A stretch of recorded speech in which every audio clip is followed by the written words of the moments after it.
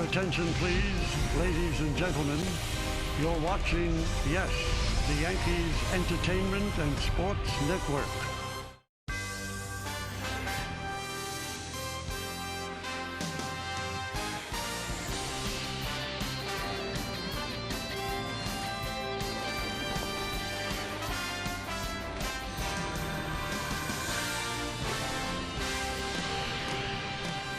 It is a beautiful Saturday evening here in Baltimore, and it's time for baseball as the Yes Network presents New York Yankees baseball.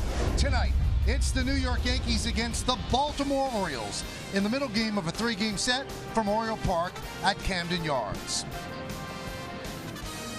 Hello, everybody, and welcome to Yankees baseball. Along with Ken Singleton, I'm Michael Kay. The Orioles have a formula. If they hit home runs, they're going to win games. Last night, they hit home runs. Yes, they did. For the 15th time this year, they hit 4 home runs in a game. That is just awesome as far as power is concerned. 3 of them came in the 3rd inning. Pedro Alvarez, his 20th home run of the year. Chris Davis added another. That's his 33rd home run of the year. Mark Trumbo leads the league.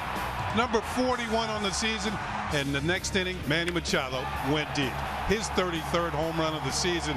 Yep, the Orioles had a big night. They were golden. They won by a score of 8-0. So how does it affect the wild card standings? They're presented by Mazda Driving Matters. Well, the Red Sox have the first wild card. They beat the A's last night.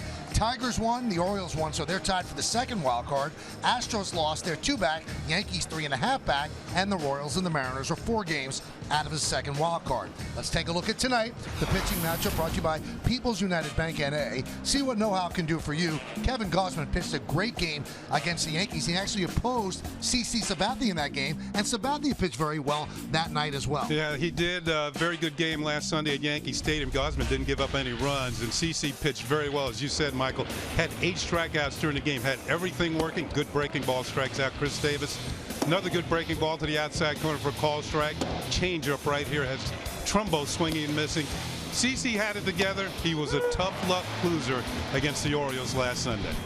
He has pretty good numbers overall against the Orioles. They'll try to do that, and the Yankees try to even the series against an Oriole team that's sending out a good pitcher. They obviously can hit home runs, and the Yankees can do some damage as well. When we get back, lineups, first pitch, baseball, Yankees O's next right here on Yes.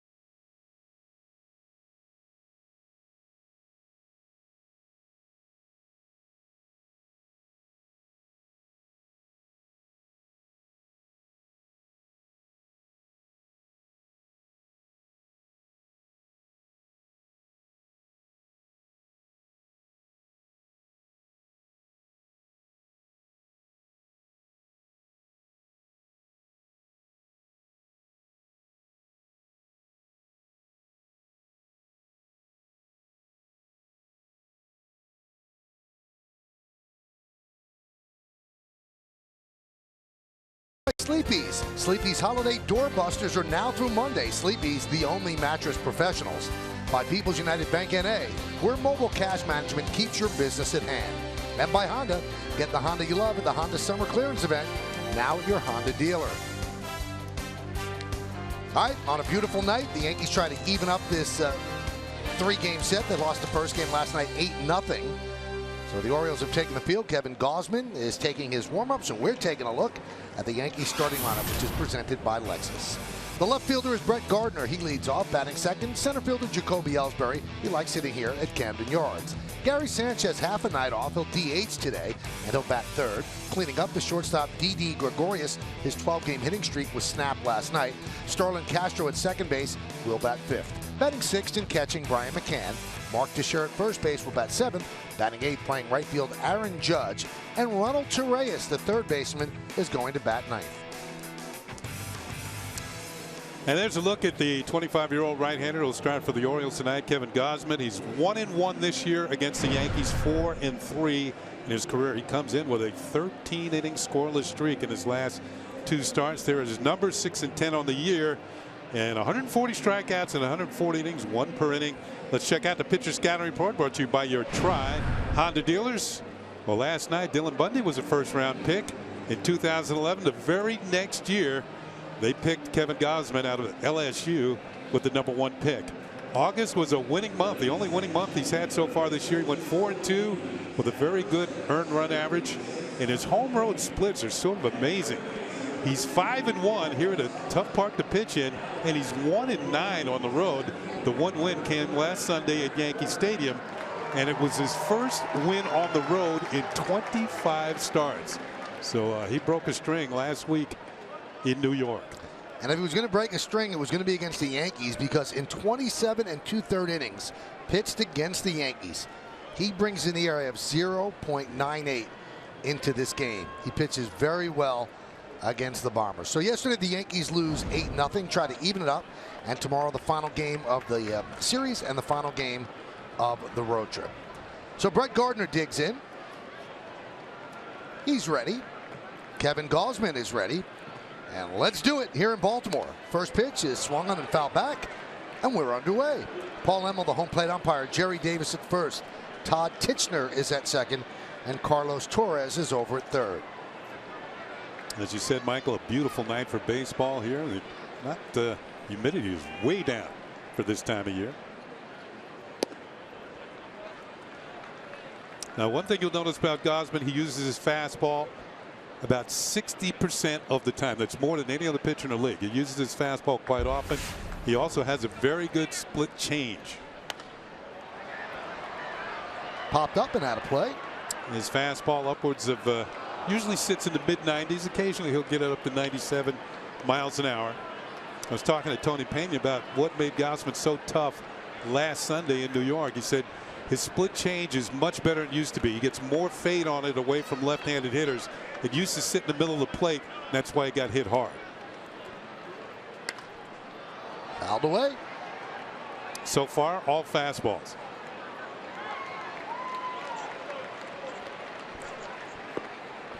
On a perfect world for pitchers, they can get through the first couple of innings just throwing the fastball and then introduce the secondary stuff later on.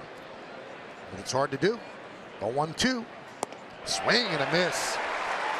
Gardner down on strikes. Let's take a look at the Orioles defense, which is presented by Geico. Rimo gets starting left, Jones in center, and Pierce over in right. In the infield, you've got Machado at third, Hardy at short, Scope at second, Davis at first. Very good defensive infield. Behind the plate is Caleb Joseph. Kevin Gausman is on the mound.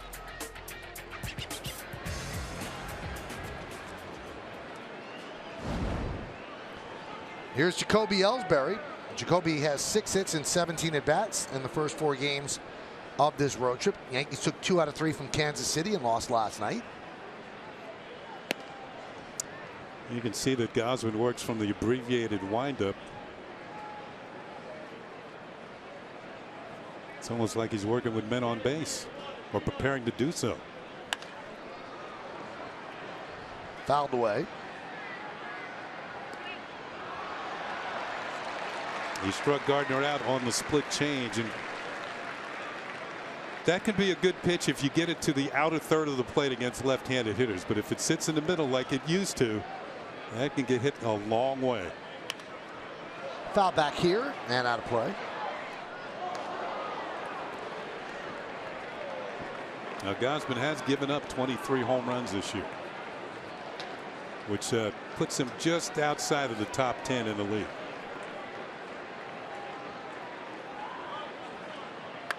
That one is ripped to right field, and Hook's foul.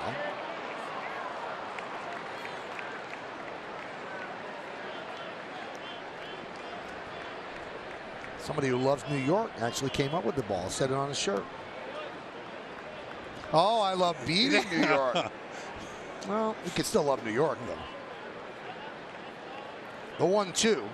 Swing and a miss. There's that pitch again. 2 away.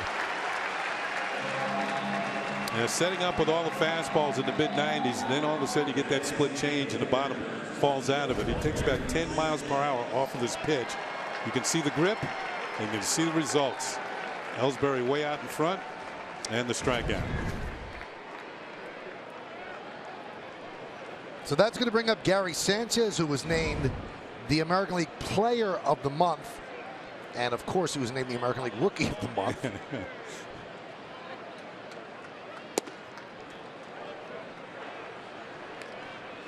So you take a look at the numbers. 389, 11 home runs and 21 ribbies, 9 doubles. This was in August. That's in 24 games. 11 home runs first 23 games. Major League record.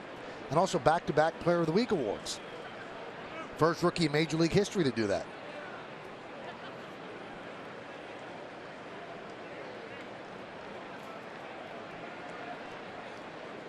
You put together 4 or 5 more months like that during the season, you're talking about MVP.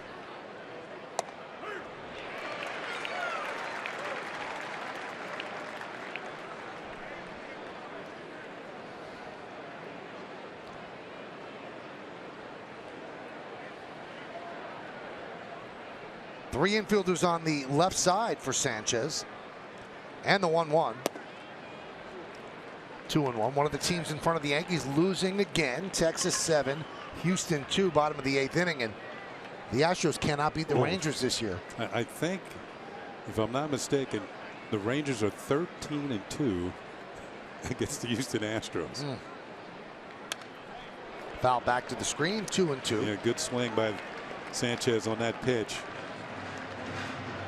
One thing I've been impressed with, he has a pretty good batting eye at the plate. He doesn't chase many pitches out of the zone. You're going to do it every once in a while, but he doesn't make too much of a habit of it. 2-2. Swing and a miss. He did there. And Gausman strikes out the side. The Yankees go down in order. It's the Yankees nothing, and the Orioles coming to bat against CC.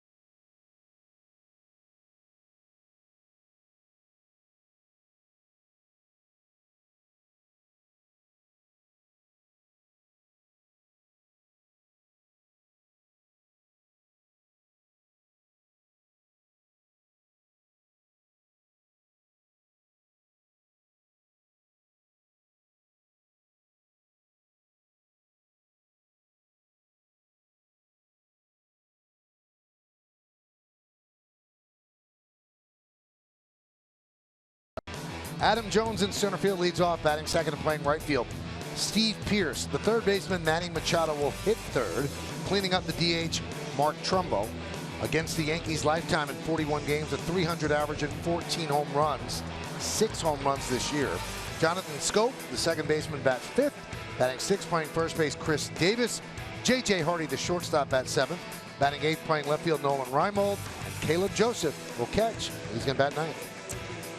Veteran CC Sabathia gets the start for the Yankees tonight. He's 1-2 against Baltimore this year, 19-9 in his career against the Baltimore Orioles. 8-11 on the season, 4.31 ERA. Let's check out the pitcher scouting report brought to you by your Tri-Honda dealers. The next strikeout for CC Sabathia, nice round number, 2,700 in his career. 19 career wins against the Orioles. I've already mentioned that. And the road to victory, CC's record is 8-11. It's kind of He's 6-3 on the road. He's pitched a lot better on the road than he has at Yankee Stadium this year. So one of those road wins was here in Baltimore way back on May the 4th. Here's Adam Jones. Old-time Oriole high socks on today with the stirrups and all. That pitch is way high and over the head of McCann. And over the head of the home plate umpire as well. It's a little different look.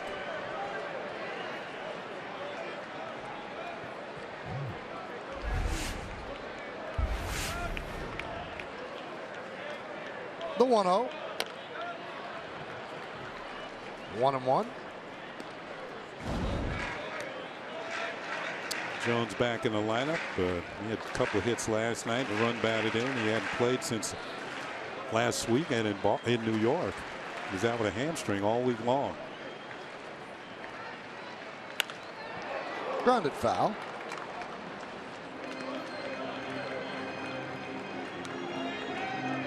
We talked about Gausman has a 13-inning scoreless streak. CeCe has a scoreless streak of his own going on here at Camden Yards. He's pitched twice here this year, 12 scoreless innings.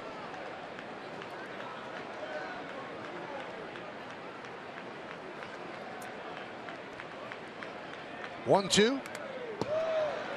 Goes off speed and Jones fouls it back. Orioles are 73-61. The Yankees 69-64. Yankees an opportunity yesterday to go 7 over for the first time this year. They did not. A little bit of a slide back.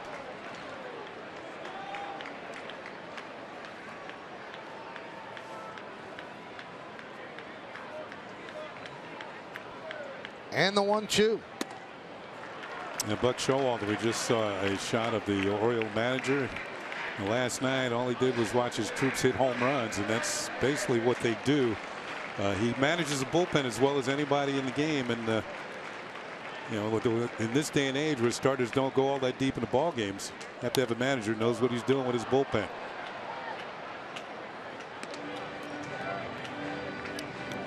I mentioned in the open, this is the 15th time that the Orioles have hit 4 home runs in a game this year. The record is 16. 2 teams have done that. The Mariners did it back in the day when Ken Griffey Jr. and A-Rod were on the team, and the Rangers did it when A-Rod was on the team in 01. Hard ground ball, knocked down. Gregorius recovers, fires, and they get Jones for the first out.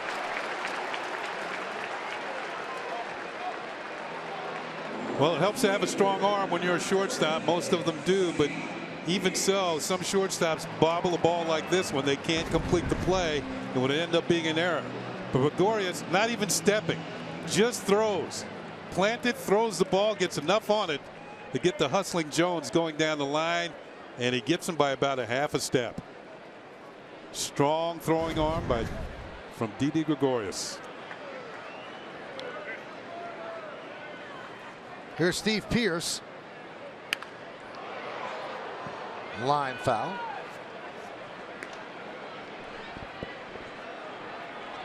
Let's look at the game time weather presented by Bigelow Tea. 75 degrees, humidity 47%. Not much wind. It's partly cloudy. But a nice day for baseball. Nice day for anything. Big crowds in the Inner Harbor in Baltimore this afternoon. High pop up, shallow left. Didi will make the call on the catch in front of Gardner. And we'll give the Yankees defense presented by Geico. Gardner's in left, Ellsbury in center, and Judge over and right. In the infield, Torreyes gets to start at third. You've seen Gregorius. Castro's at second.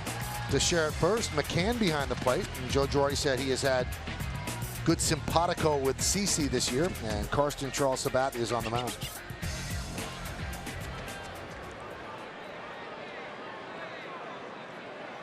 A little bit of an odd vibe today walking around the Inner Harbor, because with the Yankees being here, that's usually a scene. But the Baltimore Convention Center is hosting Baltimore Comic Con. So you could run into Wonder Woman or Spider-Man, Superman. There's a lot of people dressed up as comic book characters. Count 2-0. Did you happen to see anybody? Yeah, I saw Wonder Woman. Yeah. Linda Carter? She looked great. No, it wasn't. I think it was a doppelganger. Okay. 2-0.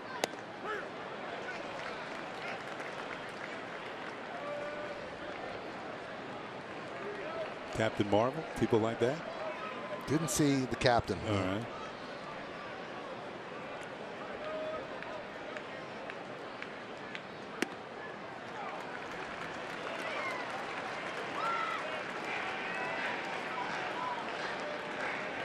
Somebody came up to me and said that my costume looked remarkably like the Yankee announcer. I said, yeah, close. The head's not big enough. Here's the 3-1.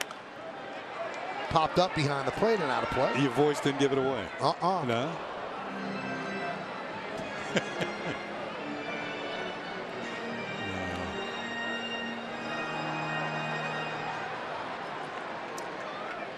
Machado having another good year. He's about to blow career highs out of the water in home runs and runs batted in. They're making CC work this inning. A lot of foul balls. See Machado last year, 35 homers, 86 runs batted in. And as he steps in tonight, he's got 33 homers and 85 runs batted in. So certainly one of the better players in the league. Having a tremendous year. Payoff. Fly ball, right center. Judge on the run. It's going to be over his head and bounce into the seats for a double.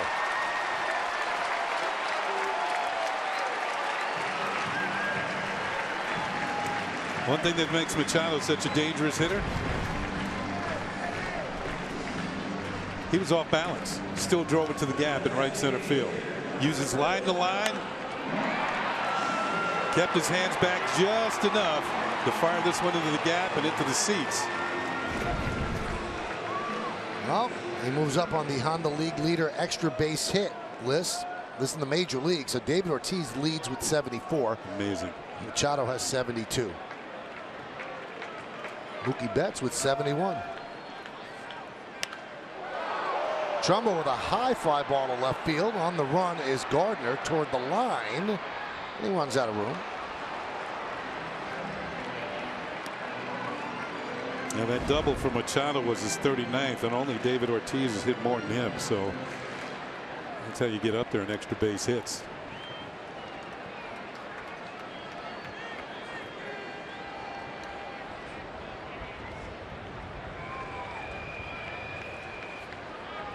Remember early in the season, Michael, when we were here, we were talking about the Orioles trading for Trumbo, and I had talked to GM Dan Duquette, the Orioles GM, and I mentioned he made a good trade for a guy who's going to hit 30 home runs. It looks like he was off to a great start. I was wrong. He's got 40. Yeah. He might hit 50.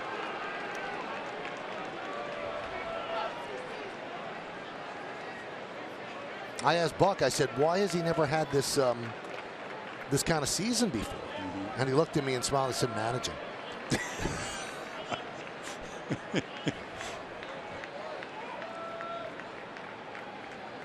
Obviously kidding. Well, I don't know. Swing and a miss. You know, I always thought, and the Oriole fans here in Baltimore think Buck has a lot of Earl Weaver in him. And Earl used to say, just keep it close. I'll think of something. Usually did. Yeah, he did. In fact, I was sent a note the other day that Earl Weaver's teams averaged 94 wins a year. That's the best for any manager in history.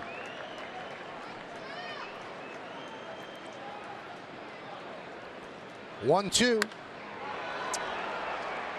Still 1-2. 94 wins in his full seasons.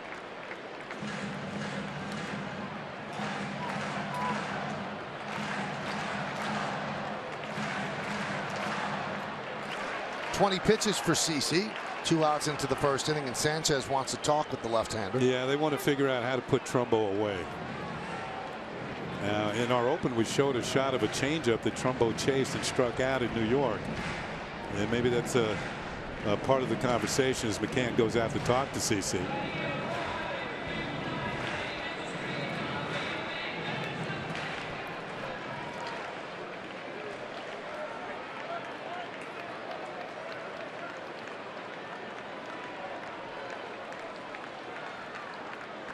And the 1-2. Missed outside, 2-2.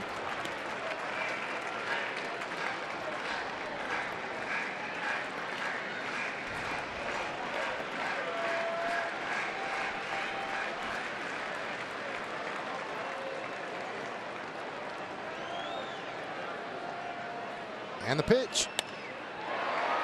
Fly ball, right center. Ellsbury's there, and he'll put it away as CeCe gets him with the change. No runs a hit, no errors, and one man left on base. We played one here at Camden Yards. It's 0-0. You're watching the Yankees on Yes.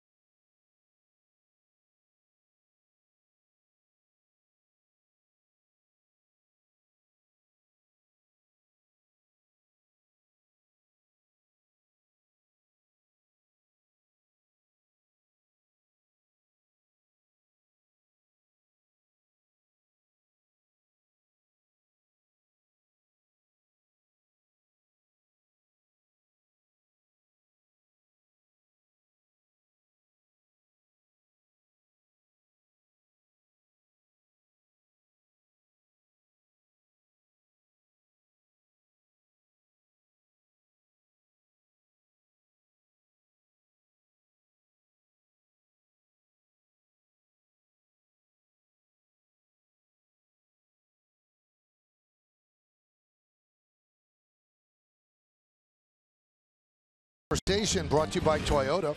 RAV4 Hybrid is the official vehicle, or the hybrid vehicle of the Yankees. You think rosters should expand up to 40 players in September? Why or why not? Anna Cott, number 4, said no, games are already long enough without never-ending matchups and substitutions. You know, Buck Showalter actually came up with another reason today, something I had not thought of. He said, with expanded rosters right now, we don't get the benefit of what we did yesterday. I said, what do you mean? He said, if the starter had to leave the game in the second inning against us in August, and they had to use all those relief pitchers, they would have had to send a couple of players down to the minor leagues and call a couple up just to bolster their bullpen. He said, now, that had no effect on them. That kind of game had no effect on the other team. So one more point. Follow Yes Network and tweet us your responses using hashtag YankeesRAV4Hybrid to keep the conversation going.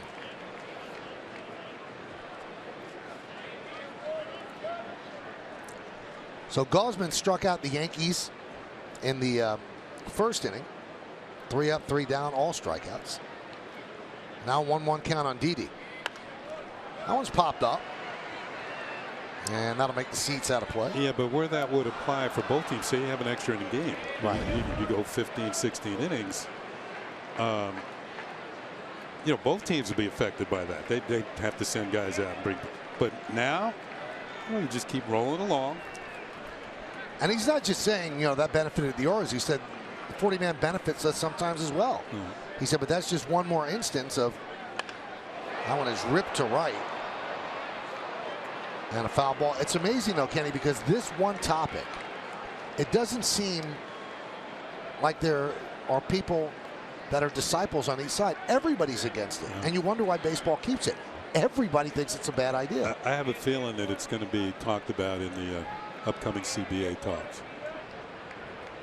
You know, I agree that you should reward your better minor leaguers and have them come up in September. Right, so do I. Yeah, you know, they've had great years in the minors. They're trying to get to the big leagues. Some of them might actually be on the team next year. So you give them a look at what big league life is like for at least 1 month. That means they usually go on 1 or 2 road trips. They get to play in front of their home crowd if they get in games. And if your team is not in it, then you're definitely going to play. You'll get a chance. Swing and a miss. One down, 4 strikeouts, and here's Starlin Castro, and we take a look at the Jeep Hitter Scouting Report on Starlin. Well, Starling's having a good year. In fact, he had a robust August. He had the most home runs he ever hit in a month with 8, the most RBIs with 24. He leads the Yankees with 35 multi-hit games and a career-high 19 home runs. You want him to get to that nice round number of 20 and beyond. Castro 5 for 18 on the road trip. Checks his swing. Did he go? Yes, he did. Castro can't believe it. Tell you what, Gosman so far tonight, he gets ahead with his fastball and uses split change to put the hitters away.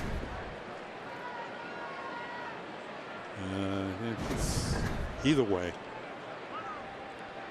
if I'm hitting, I don't want to call no man. That is the least definitive call, I think, in all of sports. It's worse than pass interference. Or holding. Yeah. 0-2.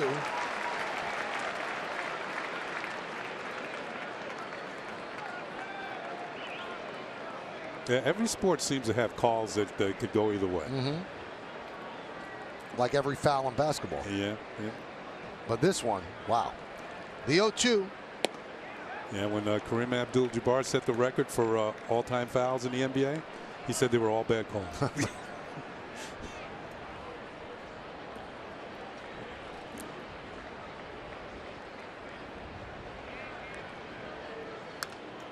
Foul back to the screen. Of course, when you're the all-time points leader, I guess you can say things like that. You're allowed.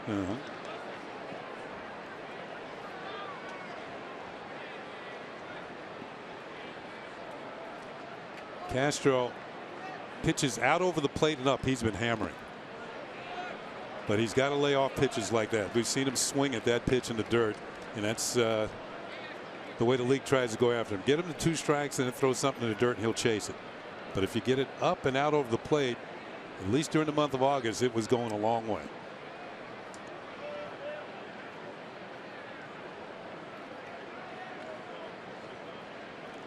Two.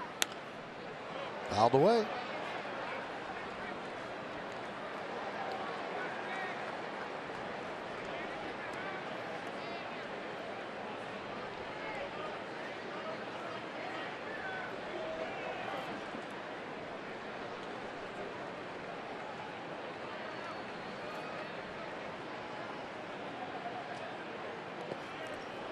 And the count 3-2. Caleb Joseph behind the plate. He was just called up when the rosters expanded. They had sent him down to the minor leagues, and he said that when he got called up, he just sensed something about this team. He said they're ready to go on a roll. Well, he had been here most of the year. Line drive, a base hit. Yankees' first hit of the night as Castro worked the count and finally got a pitch he could hit. 1-on-1 out. Have a very good first year with the New York Yankees. Starlin Castro.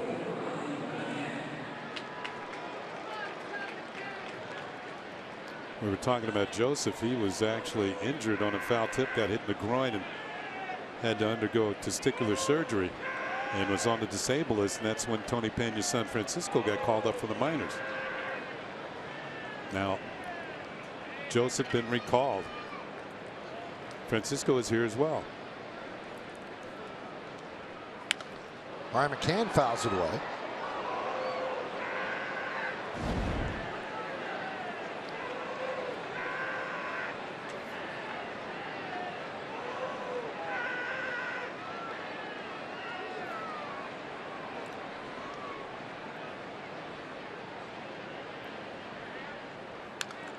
Foul back to the screen, 0-2. Just a hair late. Very good swing by McCann.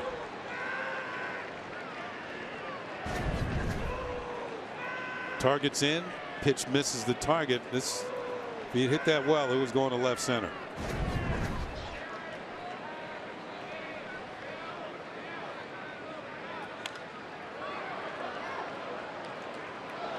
Gosman has very good stuff tonight. A lot of foul balls. That usually tells you got a little hop on that fastball, and the hitters can't quite get to it. at least in the early going.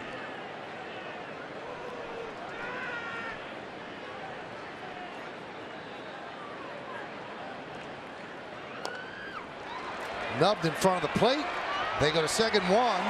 On to first. McCann didn't run. He was thinking it was a foul ball and was easily doubled up because of that. So Joseph started the 2-6-3 double play. Not a combination of numbers you usually see, but it ends the inning for the Yanks.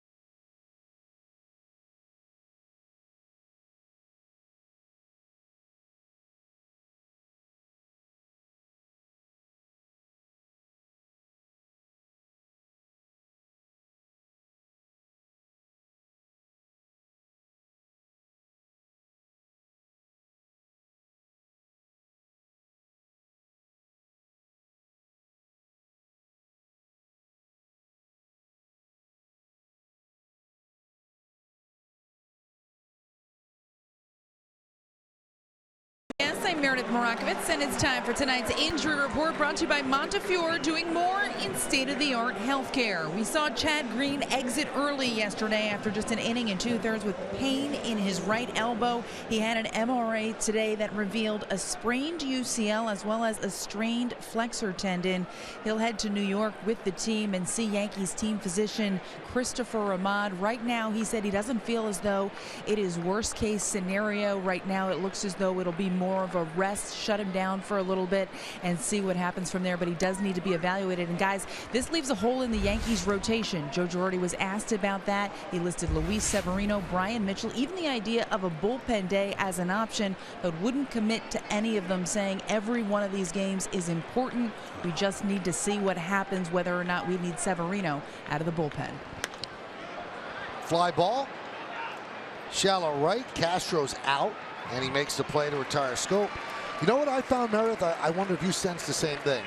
In listening to Chad Green, maybe he was making himself feel optimistic, and then listening to Joe Girardi, Joe sounded down about it and did not think that Chad Green was at least going to pitch the remainder of this year. He thinks he'll be shut down the remainder of this year. Chad Green seeming optimistic from a surgery perspective, I think, Michael. He doesn't believe that this is something that's going to require surgery at this particular juncture. He thinks that some rehab and some rest should get it right. So I think that's what you were sensing with Chad Green, but Joe Girardi was very realistic in saying we don't think we're getting him back this season. I also asked Joe Kenny about how frustrating it must be for a manager and also management. They really do baby these pitchers, and they make sure to monitor the innings knocked down by CeCe. He'll get Chris Davis, and no matter what they do, and no matter what precautions, and no matter what innings limit, it seems like every pitcher gets hurt. You know, it seems to me this starts at a much younger age, even before these kids turn pro. And if you baby and baby and baby them, and still something goes wrong. Now, I don't know. It's got to be different for every pitcher. How much they throw when they're in high school, or how much do they throw when they're in grade school, or do they pitch all year long? I think when you're very young, I don't think you should be throwing all year long. You know, I think that your arm is not developed enough. And there's so much pressure with big-time travel teams and things like that. Radar guns. But it doesn't make sense almost to baby them because they're going to get hurt anyway. So you might as well get what you can get out of a pitcher. And that's, you know, we mentioned it last night that That's why when Brian Cashman seems to make a deal, he's always getting a pitcher or Yep. two. Yeah. You can never have enough. Uh-huh. I know it's a cliche, but it's true. You know, it's almost like the pitching profession is taking on the nature of being an NFL player. Because those guys are, I don't like to say, but they're almost disposable. You know, somebody goes out every week for the year. Yep.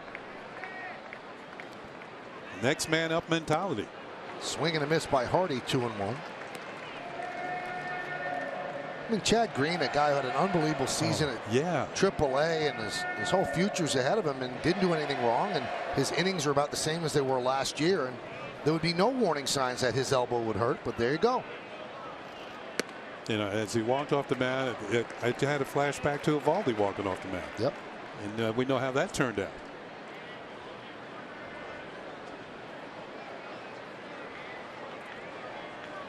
Three-one count on Hardy. We're in the bottom of the second, 0-0. Line drive and just past a diving Didi into left center. Nice play by Gardner to cut it off. Fires into second, holding Hardy to a single. I think Didi just got it off the tip of his glove as that ball went into left center field. It was scorched first of all by Hardy. Yep, looked like it changed direction. Briefly, as we look at it on YesMo, brought to you by your Mercedes-Benz Tri-State dealer. He's a DD about 6'2". If he was 6'3", he would have had it.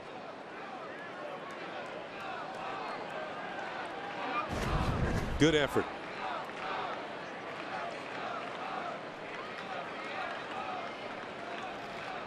Nolan Reimold takes the strike. I tell you what, Baltimore and Camden Yards, the last two nights have provided us with some beautiful sky. And hopefully the weather remains okay. There have been some dire forecasts up and down the East Coast.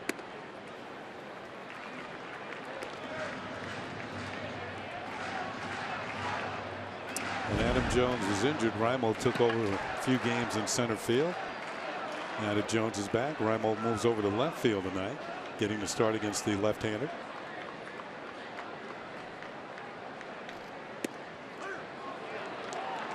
One and two on Reimold.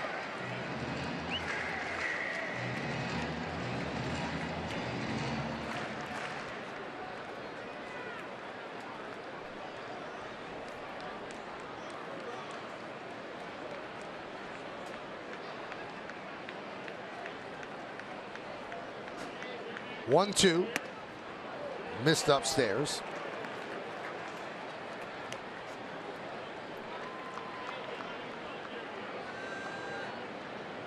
Good numbers against CeCe. Obviously, that's why he's in the game tonight.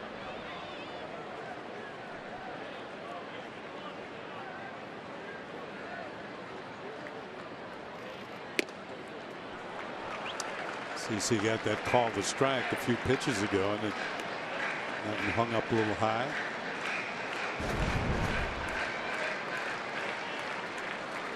And it was upstairs.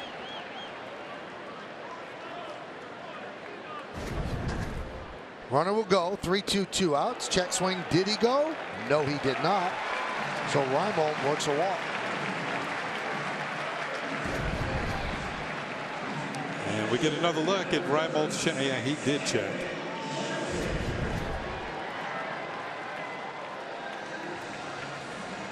So a bit of a 2-out rally here.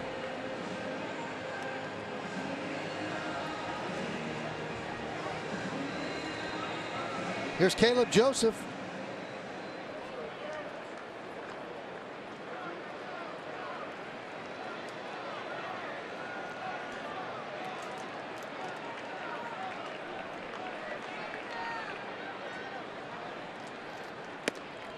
You saw the line for Caleb Joseph. Now he's been injured for a while. Yeah. But he's played 41 games. Probably half of them in this ballpark. He doesn't have an RBI. That almost seems impossible to do.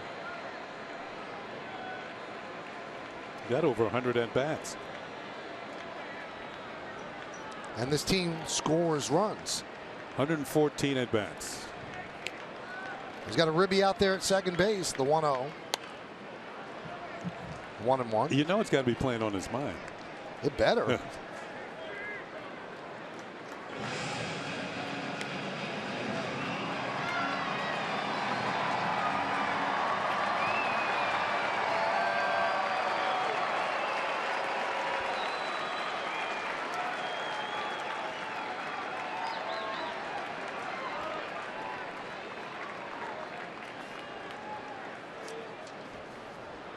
1-1. 2-1.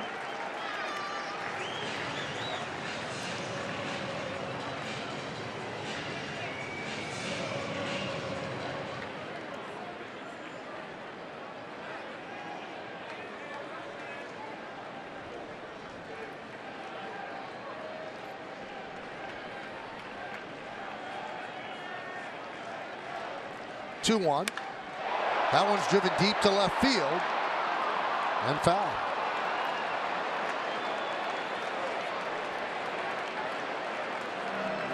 Well, the first 2 innings here, they've kind of made CC work. He's over 40 pitches in the first 2. And in each of the first 2 innings here, he's gotten the first 2 guys out and then run into a little bit of trouble.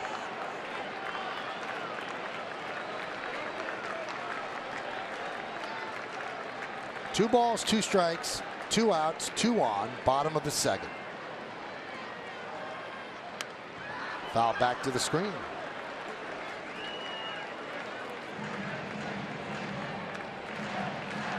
Now, one thing that CC has done this year is McCann goes out to talk to him. The pitches that are hit against CC have the lowest exit velocity in the league, which means he has a lot of soft contact.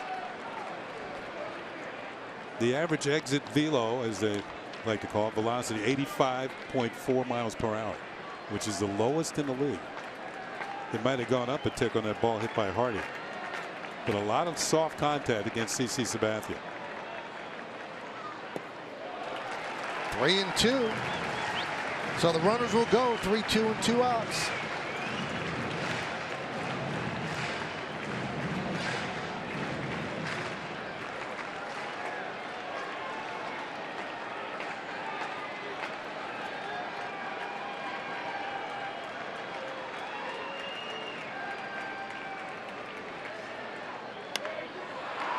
Fly ball, shallow center.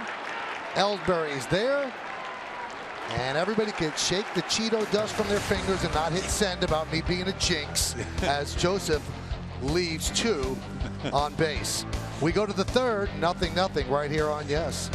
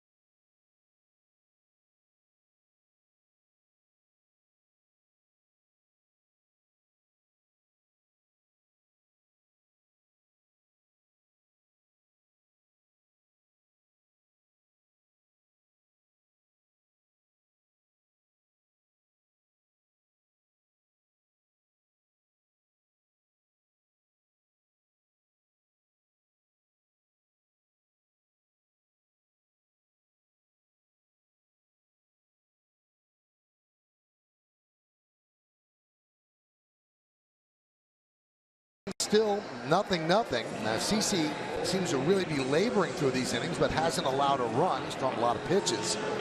Gosman, it seems a little bit easier. facing the minimum 6 batters, 4 strikeouts, but still, each team looking for a run. Bottom third of the order for the Yankees against the Orioles right-hander. It'll be Teixeira, Judge, and Torreyes. You know, we were talking about Teixeira getting booed here in his hometown of Baltimore whenever he comes back with the Yankees. You know what? I began to think about it on the way home last night after I dropped you off, Michael.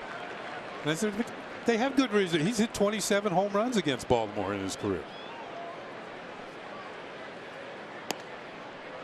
I guess that would get you booed. I guess that's part of it. Yeah. I think the main part is he didn't come here to play. Well, at the time, the Orioles were not very good. Right. And the Yankees were on the precipice of they were good. In his first year with the Yankees, it paid off. They won the World Series. I don't think he regrets the decision. No, He'll take the booze here. Not at all.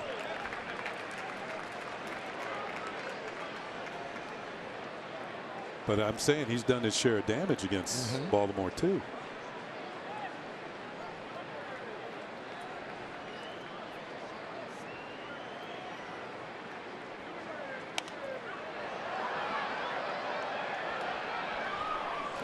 Michael, you guys talking about Mark Teixeira. He said never did he get booed when he was with the Texas Rangers. It wasn't until he signed with the Yankees that it became an issue here with fans. And he spoke about the fact that the Baltimore Orioles did make him an offer, but they were very upfront and honest about the fact that they couldn't match any other offer in money or years. It was more of a something that they had to do, felt like they had to do because of the fans knowing how badly they wanted him here. But he said it never was a realistic landing spot, and management knew it wasn't a realistic landing spot either. So you're saying they made him a courtesy offer just because the fans knew he was from Severna Park? Correct. They felt like they had to do it. But he was a big Orioles fan growing up, Kenny. Yeah. And a lot of his friends who were here in his final series in Baltimore to watch Mark Teixeira have decided to wear some Yankees gear as he strikes out here just this one time. But they said, we've always rooted for you. We will not root for the Yankees. We still remember that Jeffrey Mayer incident. Yeah, Mark wasn't on that team. That happened a long time ago. But he was in school when it happened, and he went to an all-boys Catholic high school, and they said, just pray for him. You can't say anything bad about him. All you can do is pray for him. So he was telling us that in the clubhouse earlier today with a big smile on his face. A lot of prayers said for Jeffrey Mayer at that school. Mark went to Mount St. Joseph's. Big-time athletic school, right? Very good school, too. Here's Aaron Judge. Takes a pitch out of the zone. Now, Gausman has 5 strikeouts through 7 batters, and strikeouts have been a problem for Judge. In his last 46 at-bats, he has struck out 26 times. He's 1 for 13 on this road trip, and he's 5 for his last 40. He does have the 3 home runs. He had the first home run, obviously, in his first at-bat, which was exciting, but now he's got to make some adjustments. 1-2. Did he go? Yes, he did. And he strikes out. Gausman with 6 strikeouts, all swinging. Let's see, we get a look. Yeah, Judge went around too far. At least too far for the first base umpire, Jerry Davis. There it is, Michael. That breaking ball down and away. That's the one you got to learn to lay off of. It looks so inviting. Looks like it's going to be a fastball in the corner, and you can't reach out and get it. Here's Torreyes. He takes a strike. Torreyes celebrated his 24th birthday yesterday. He's been hot of late. 14 for 26. I believe he played 7 games in a row at third, but at one point, you have to get the regular third baseman back in there, Chase Headley, who's also been swinging the bat fairly well. So Torreyes has not played much of late. Yeah, he had 2 hits last Sunday against Gausman. I think that's one reason he's in the lineup tonight. And you get a chance to give Headley a night off with a day game tomorrow. Quick turnaround.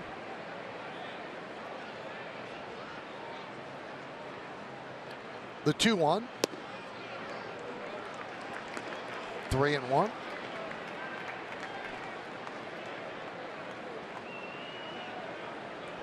Toronto is leading 1-0 for 5 innings, and now Tampa Bay has scored 5, leads the Blue Jays 5-1. There's a ground ball to short. J.J. Hardy fields and gets the speedy Torres for the final out of a 1-2-3 inning. We're going to the bottom of the third. It's 0-0 right here on Yes.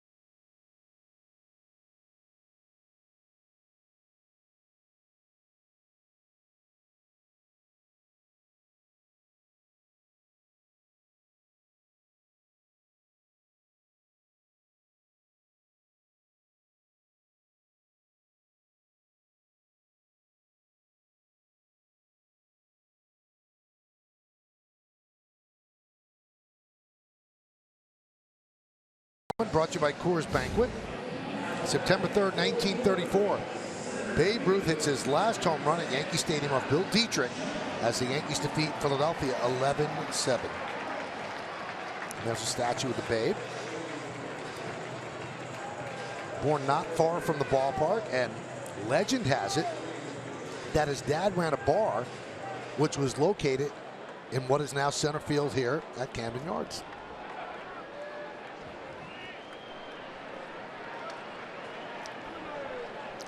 There's Adam Jones.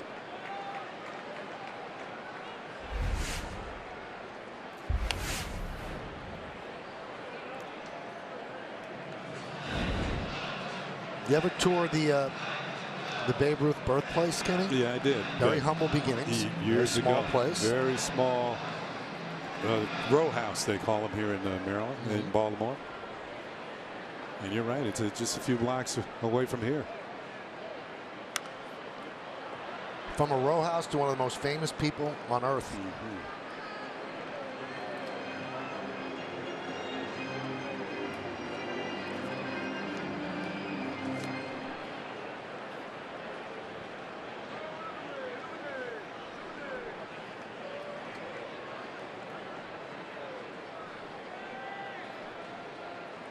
Jones grounded to short in the first.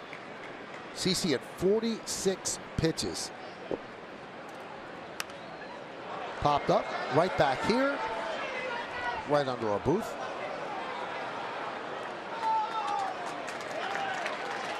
And here's a museum that is actually located at the Babe Ruth birthplace. There's that famous, I believe his name was Art Fine's photo at Babe Ruth Day.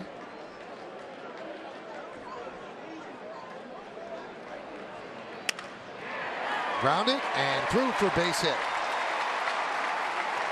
You're talking about Babe Ruth and his legendary status in baseball and in folklore. You talk about things like all the hot dogs he ate. Did he call a shot in Chicago against the Cubs?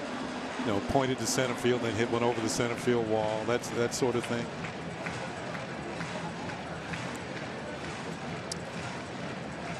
Went to the hospital. The young kid asked him to hit a home run, and he did it.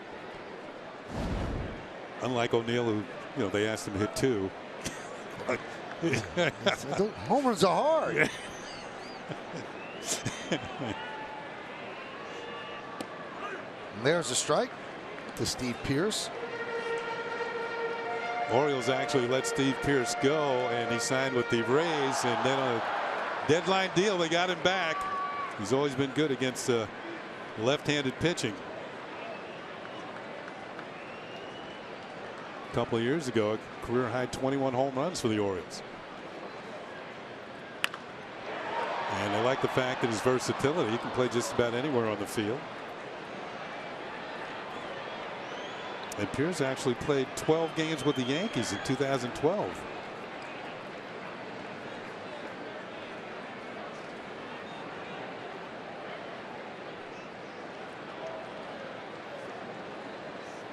Very quiet guy, very intense. I remember when he was around for those 12 days. Didn't say much, always looked like he was staring right through you.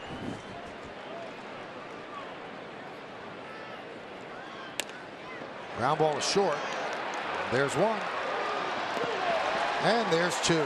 6-4-3 double play. Castro with a nice turn at second base as Didi gave an excellent flip. He was a little off balance when he made the throw, but he got enough on it. You know, when you think about the second base position in the American League, I mean, it's a well-stocked position with potential all-stars on several teams. You know, last night we talked about Pedroia and Cano, and you got Scope here in Baltimore. You got Castro with the Yankees, Odor in Texas, Altuve, how can I forget him? Kipnis, Kinsler in Detroit. Forsythe having a pretty good year in Tampa Bay. If you make it the starting all-star second baseman in the American League, you are having a heck of a year. And this year was Altuve, and he's having a heck of a year. He might be the MVP. There's Machado. Pitch outside. You know, Odor's got 28 homers. Cano's got 30. Pedroia's hitting in the 320s.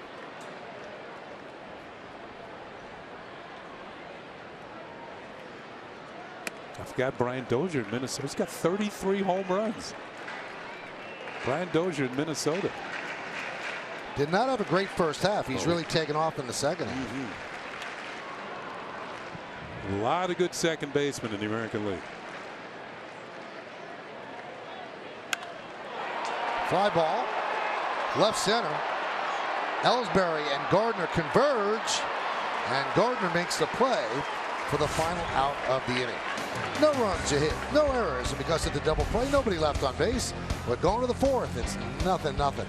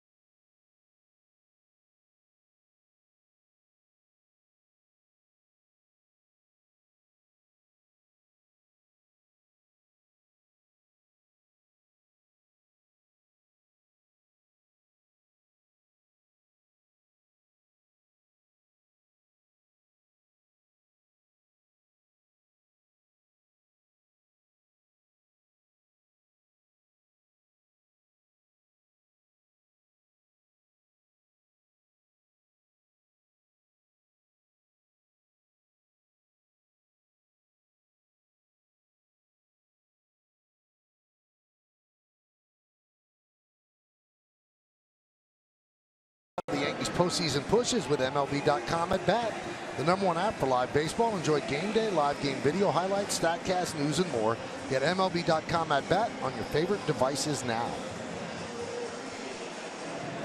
Well, Brett Gardner won the tip over Ellsbury to get the put out in the final out of the bottom of the third. On the Audi scoreboard, top of the fourth, 0-0. It'll be Gardner, Ellsbury, and Sanchez, as Gausman has faced a minimum 9 batters in the first inning, and he has rung up 6 strikeouts. The Yankees did get a hit, erased on a double play though. The hit was by Castro.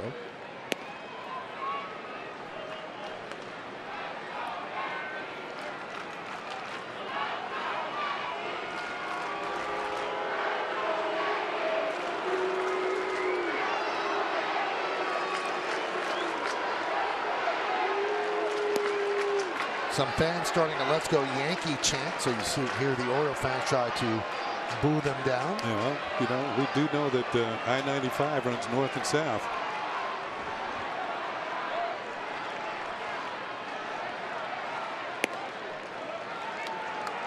Now, one of the problems that Gausman has had that he's kind of overcome, at least within the last month, that he's up there in pitches per inning, which has a way of getting him out of games a little too early.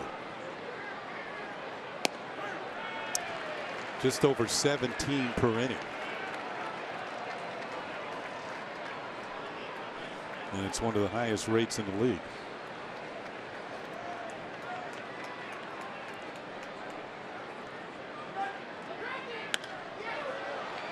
Three and two.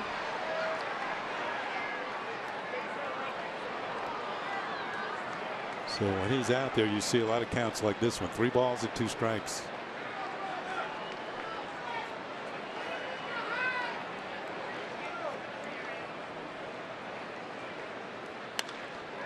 Slice to left field. Reimold is there. 1 away.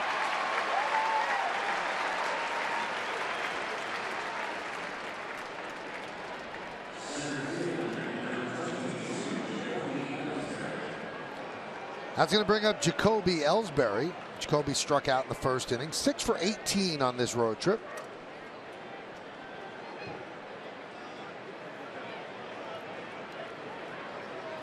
When Ellsbury is hot, and he does have his hot stretches during the season, he has the skills to be one of the better players in the game. But injuries have interrupted him, and sometimes he gets into a little bit of a slump, a little bit of a lull offensively. But Kenny, all the tools are there that you think, you look at him and you say, this guy should be a 300 hitter every year. Yeah, the speed is there, the base running ability.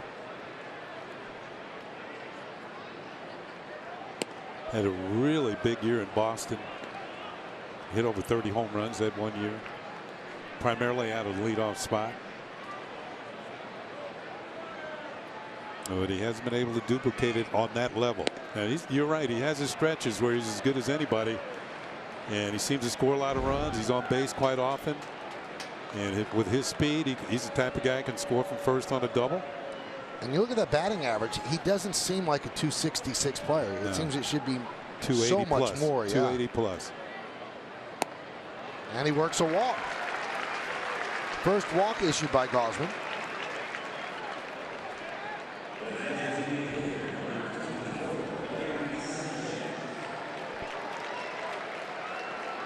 That's going to bring up Gary Sanchez, who struck out on a high fastball in the first inning.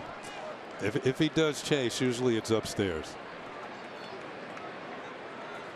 Something that's looks good to the eye.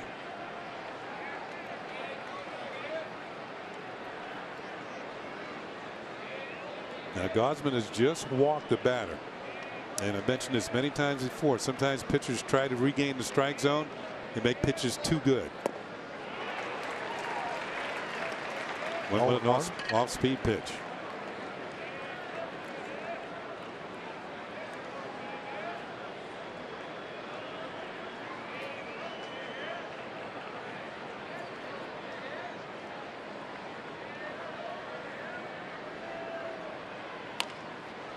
Grounded softly to third. Machado tried to barehand it.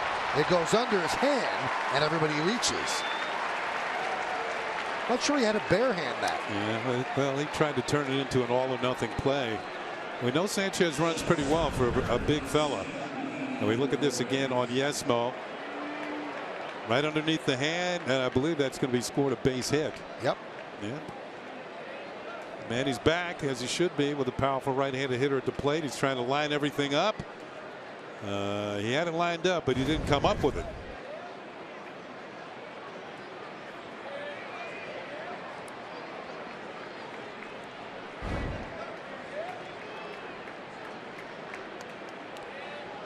So here's Didi in a big spot. Yankees have their first runner in scoring position. 0-1. This starts him with the split change.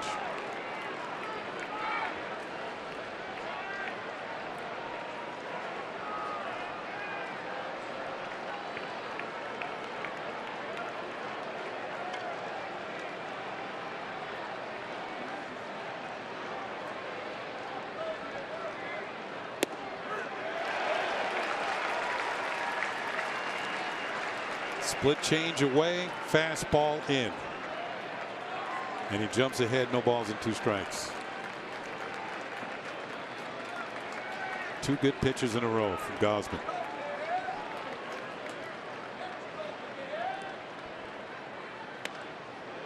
Right in on the hands, 0-2.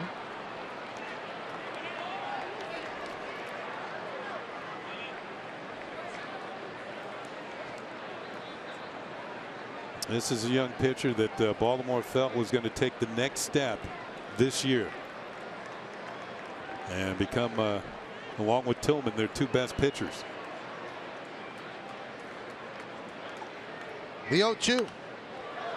And if you look at it stuff-wise, Gausman has better stuff than Tillman. He throws harder. Tillman's got more experience. And Gausman hasn't really taken off until this last month. He's gotten a lot better. 4-2 in August with a 2.45 ERA. Well, Showalter said after the game at Yankee Stadium, he said that's the best I've ever seen him pitch. Yep. I would have to agree with him.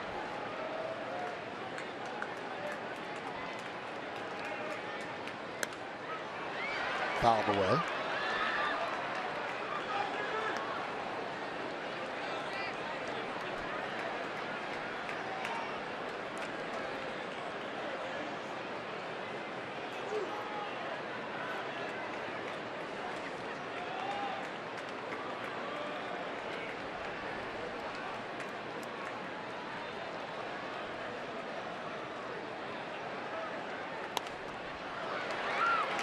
Another foul ball, this one over the Yankee dugout.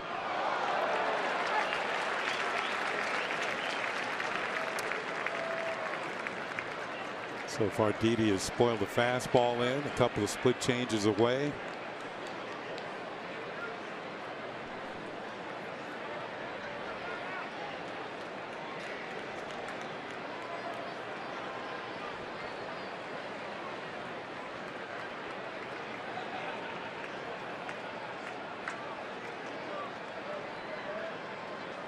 The 0-2, and that hits Didi. So that's going to load the bases. Now he wants to go to first base, but the umpire said it was a foul ball, I believe. Let's see. The runners are staying put. Well, it definitely did hit him. It hit him. There's a fastball in that gets too far in this case. Where's it get him? On the left forearm. And Didi's headed to first base. So the best opportunity of the ball game for the Yankees.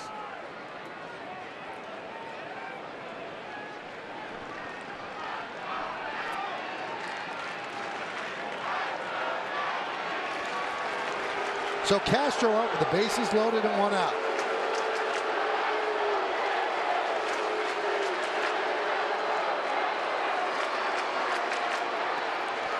Waves at that pitch.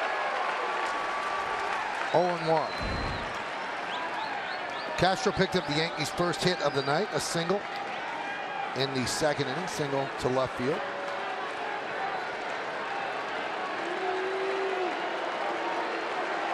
.33 runs batted in his last 43 games for Castro.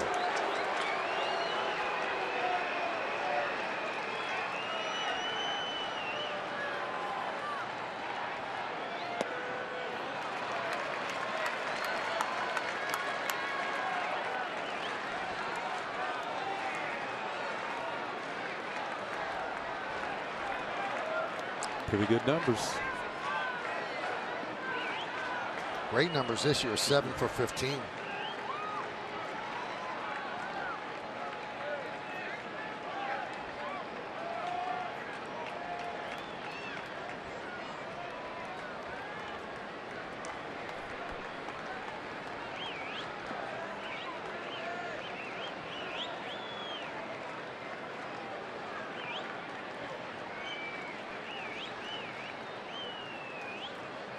One. 2-1. He's done his part to get ahead on the count now, and Gausman has no place to put him.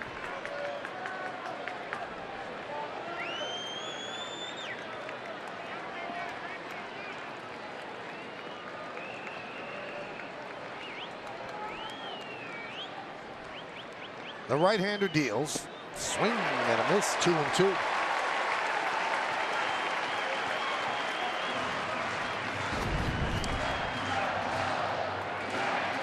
Split change. Looked like it might have ended up off the plate.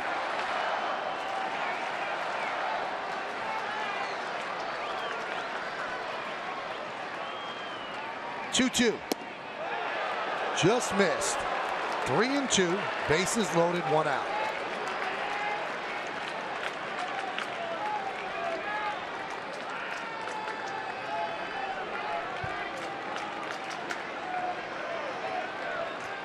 Ellsbury's at third, Sanchez at second, Gregorius is at first. No score, top of the 4th inning. Swing and a miss. Chased the pitch in the dirt for the 2nd out. Well, when Castro strikes out, it's usually not a caught-looking situation. And we mentioned before, he's very aggressive. He chases his pitch time and time again, whether it's a breaking ball or a split change that falls out of the strike zone. The key to this pitch, it was over the plate. Even though it ends up low and out of the zone, the key to it is that Castro thought he could reach it and hit it. And actually, it did not hit the dirt, caught right before it did hit the dirt by Joseph. So 2 down. And here's McCann. A little nubber in front of the plate. In the 2nd, that was turned into a 2-6-3 double play.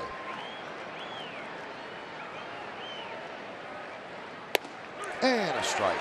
Well, one of the deals when you're hitting, you go up there to hit, you got to be willing to accept the base on balls. And Castro is not that type of hitter. He's up there swinging.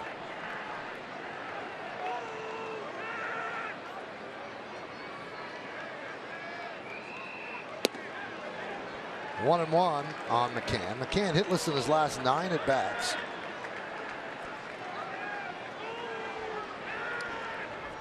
Ellsbury at third, Sanchez at second, and Gregorius at first now with 2 outs.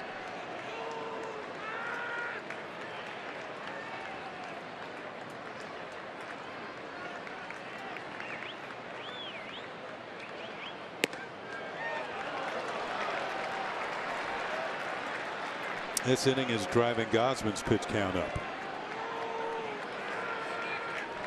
Great numbers with the bases loaded in Bryant's career. 342 with 11 grand slams.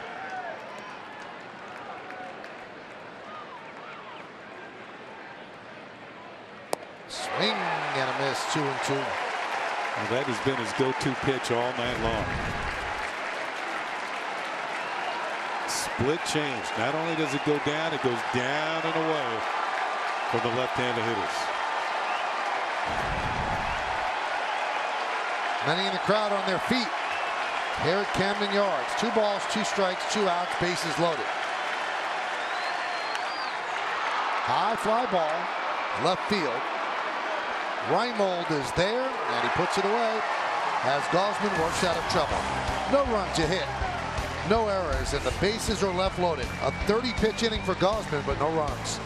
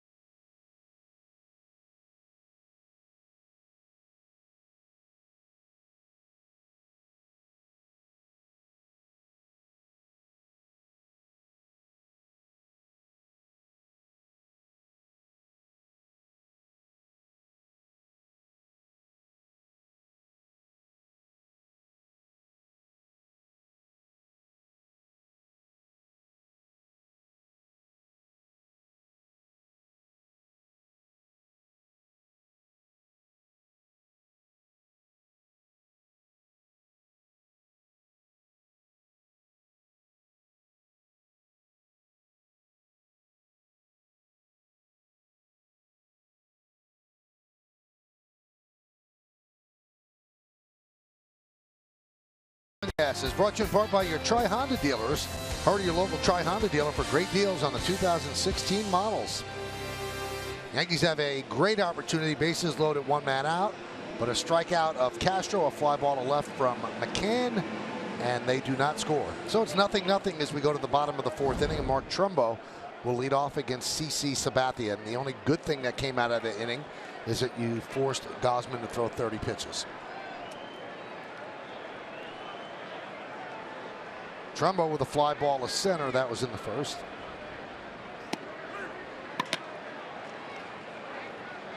Oh, 0-1.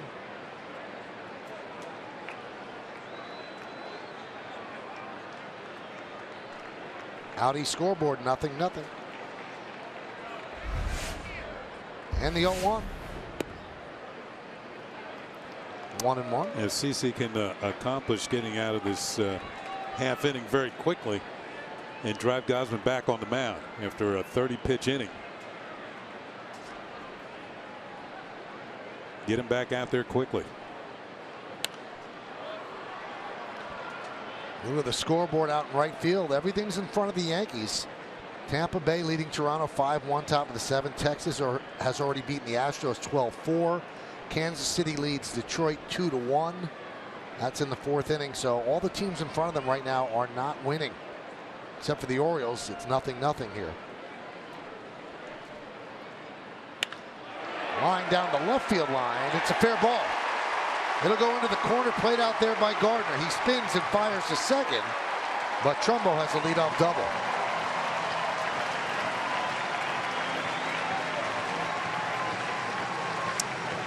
Now, Trumbo having a big year. We mentioned he's leading the league in home runs. He's coming up on 100 runs batted in. Free agent at the end of the year. He is due for a big payday somewhere.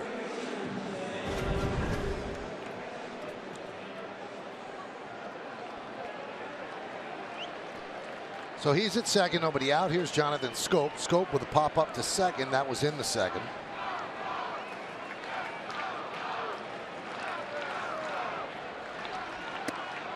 Pitch upstairs, 1-0.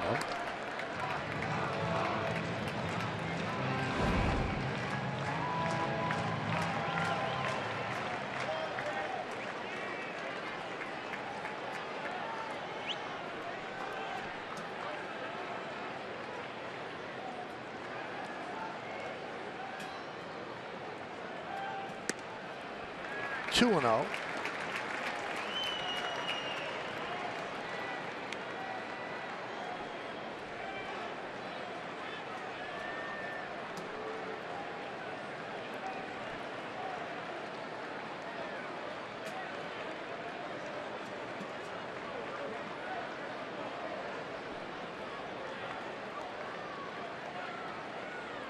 And the pitch. Drops a breaking ball in there for a strike, 2-1. Yeah, he stayed with it the first 3 pitches to Schoop. Finally drops one in there in the fastball count.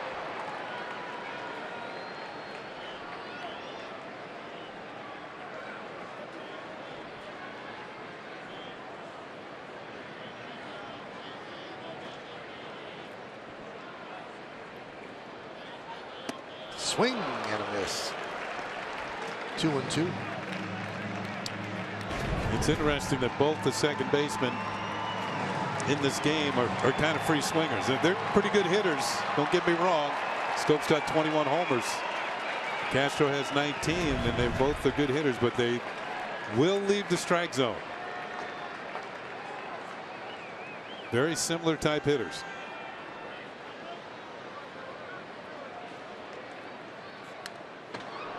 Chased the pitch again up in the zone and fouled it back.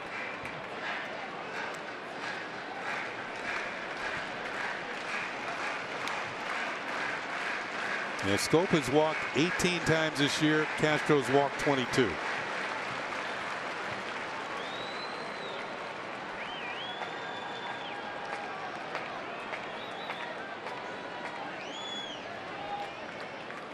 But you got to include them in the best second baseman among the best second basemen in the league.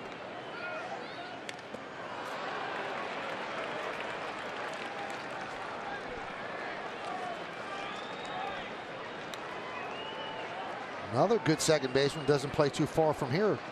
Daniel Murphy having an unbelievable season. Yeah. But you know, I'd rattled off the list of all the American League second base.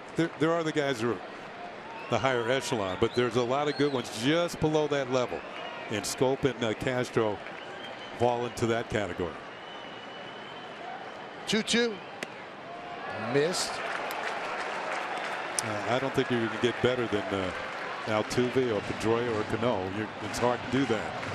But the other guys are knocking on the door.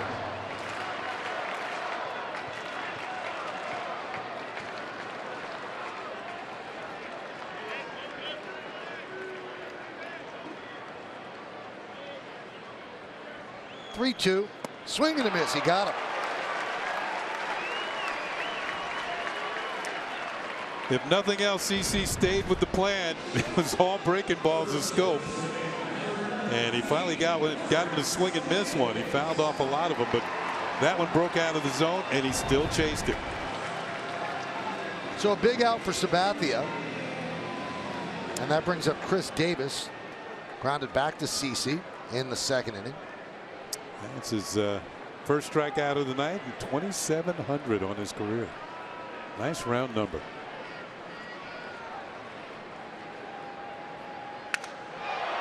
Fly ball, shallow right. That's going to dunk in there for a base hit. Trumbo's going to hold up. The ball is bobbled by Judge.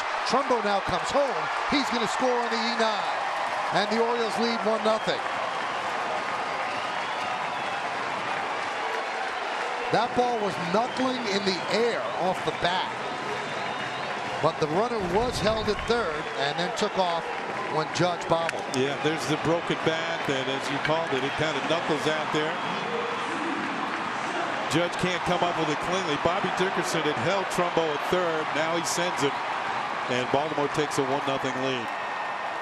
So a single, an error, no run batted in for Chris Davis. He stops altogether, and then he goes. And it was the coach that gave him the heads up that the ball wasn't played cleanly. And Judge seemed like he was in a hurry out there when the runner had been held up. So in his haste to pick up the ball, he booted it. And Bobby Dickerson right here in your picture, the third base coach. Watch him throw up the stop sign. Now he says go after the ball is bobbled. And an alert Trumbo picked up the call.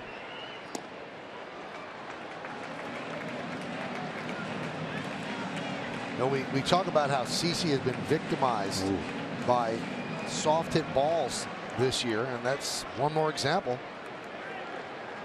Kind of knuckled out there,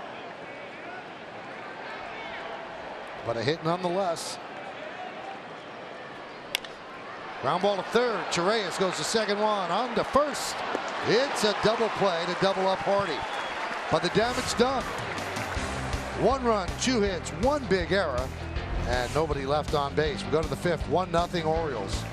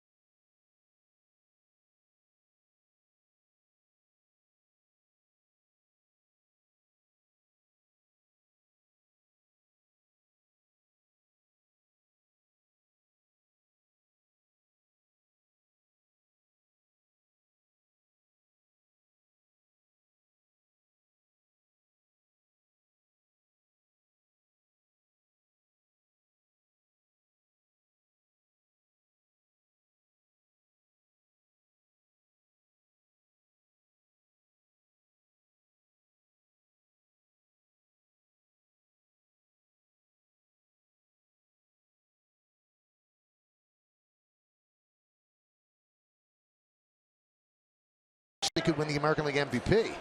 I'm one of them. Cadillac scoreboard 1-0 Orioles as we go to the 5th inning. So because of the double play, that turns the run that scored into an unearned run against CC. The error by Judge. Judge will come up second this inning. First up is Mark Teixeira. Teixeira struck out in the 3rd. Teixeira said that although he grew up in this area, his favorite player was Don Mattingly. He said, and it was accepted. He said, because everybody my age, their favorite player was Don Mattingly. Even if he was a Yankee, there was just something about Don Mattingly, the way he approached the game, the way he carried himself, that all young men of that age just thought Don Mattingly was the best.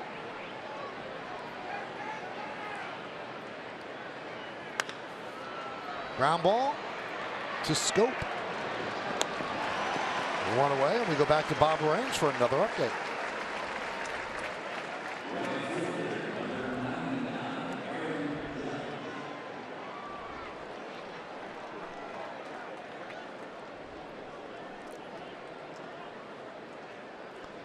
That's some big series this weekend for both teams. Yankees just took 2 out of 3 from Kansas City, and that was a widely anticipated series against the Tigers. Here's Aaron Judge. 1-0. Drastic shift for Judge. 3 infielders on the left side. And the outfield fairly straight away.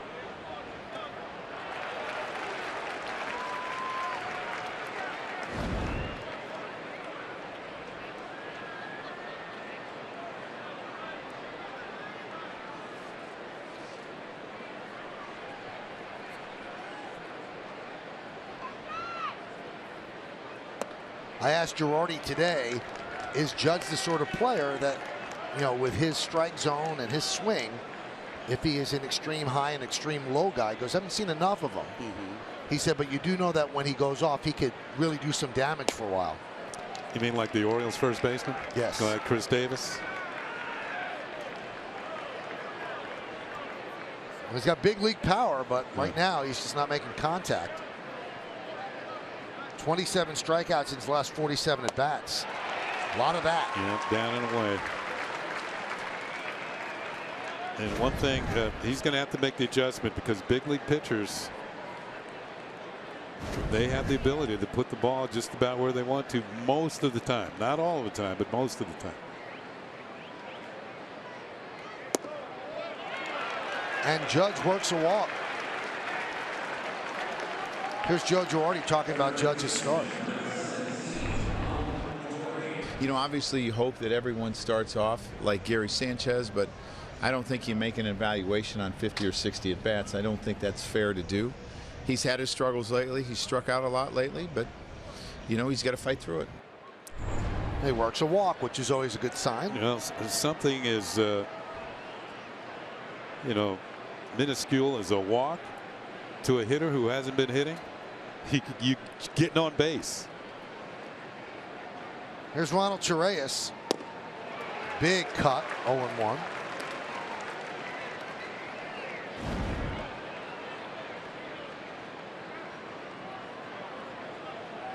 And on that walk, Gausman thought he had strike 3.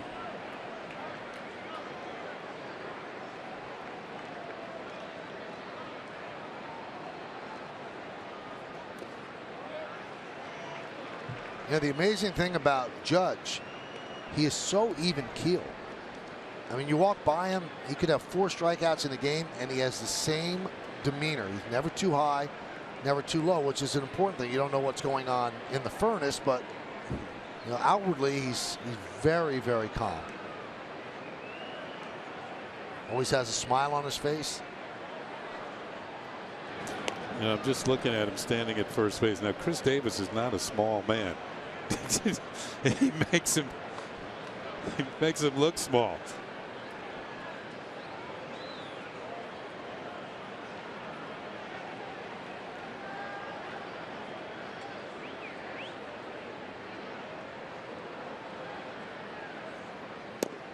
How many guys, though, of that size have become great players. I mean, Frank Howard. Right? That's yeah. Dave Winfield was 6'6". Winfield was exceptional. But this is 6'7.5". This is a really big man. I mean, we've had pitchers bigger than that were great, like Randy Johnson. I think when we first saw Judge, the name Dave Winfield came up right away.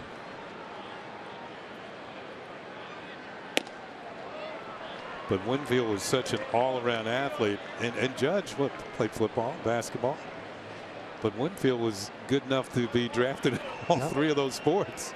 How about Kingman? I think he was about 6'6", right? Yeah, Kingman was well, big-time power. I believe over 400 home runs. 2-2. Checked, but a strike called late. Torre is down looking.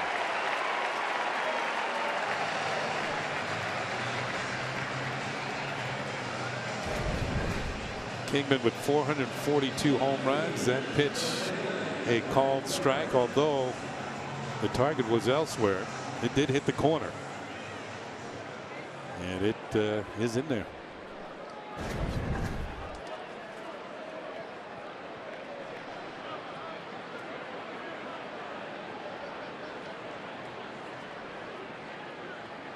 Dosman had 9 strikeouts last Sunday in New York. That was his season high. It tied it. Gardner takes a strike.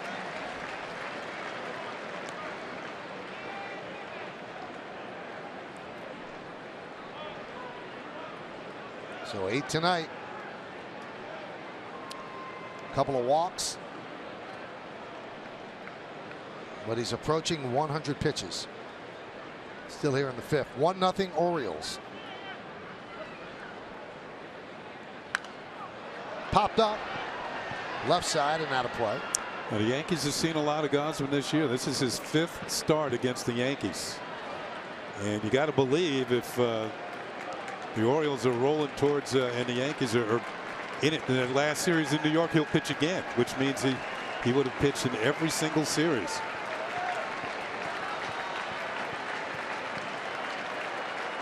He is 1-1 with 2 no decisions.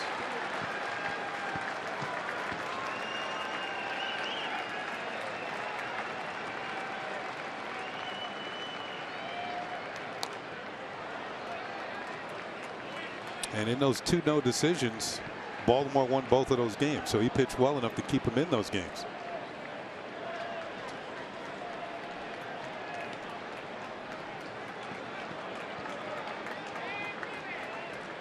Gardner struck out in the 1st, fly ball to left in the 4th. He's down 0-2 here with 2 outs in the 5th. Runner at first base.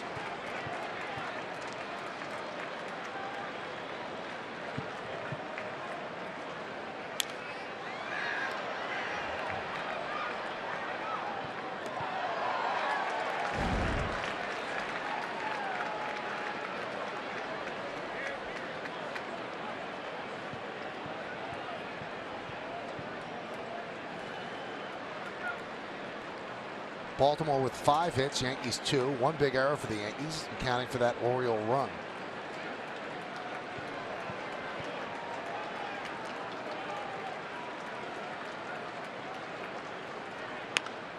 Look out.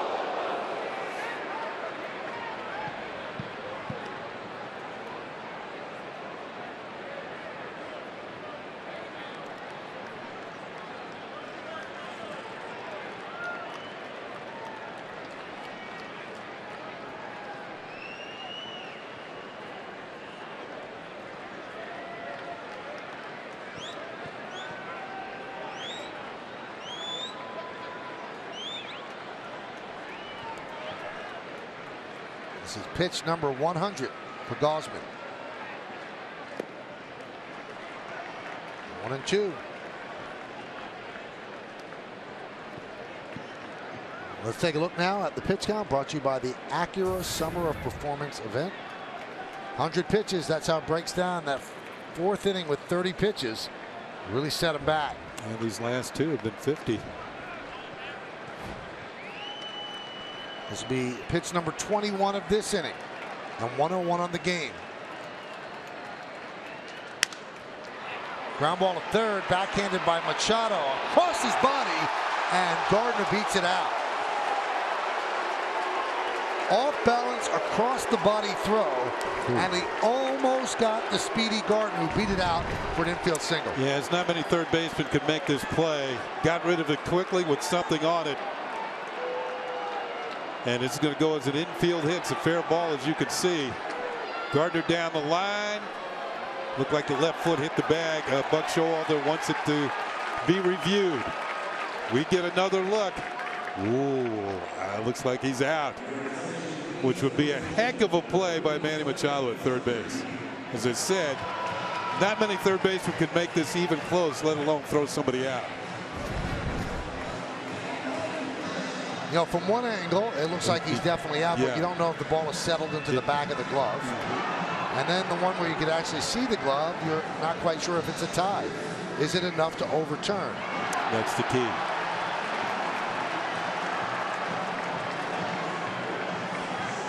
So the crew chief, Jerry Davis, who made the call, comes down from first base. That was quick. That was quick. So a heck of a play by Manny Machado at third base. Well, he's a platinum glove winner, or platinum glove winner. And you have to have platinum to make a play like that. Just outstanding. And a great stretch by Davis, and that sold it as well just before Gardner's foot came down. No runs, no hits, no errors, one man left. At the end of 4.5, we're halfway through. It's 1-0 O's.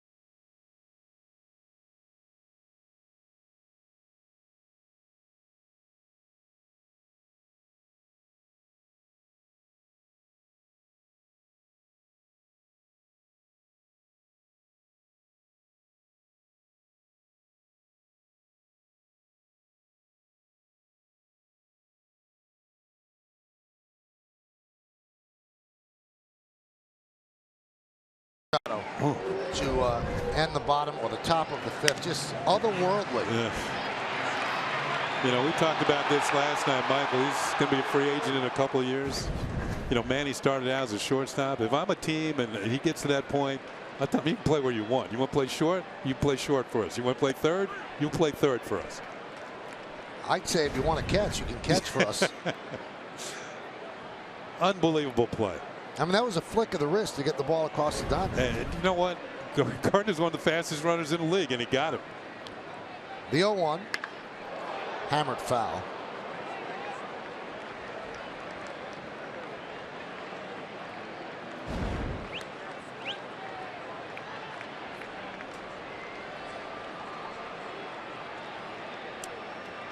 Just 24 years old.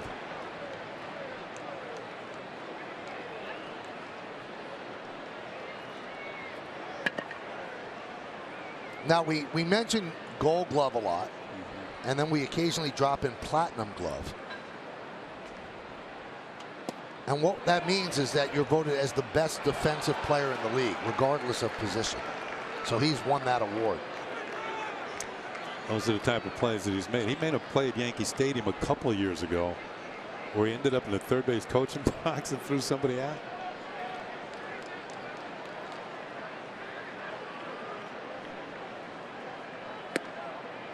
And can he? You mentioned he's going to be a free agent after the 2018 season. See the Cadillac scoreboard, 1-0. Because he came up at such a young age, he's going to hit the free agent market at the age of 26 years old. And that's the same age that A-Rod hit the free agent market when he was with the Mariners. Check swing, slow roller. Castro makes the play. Now, just this year alone, we have a highlight tape of some of the plays he's made. That's from shortstop. This is at third.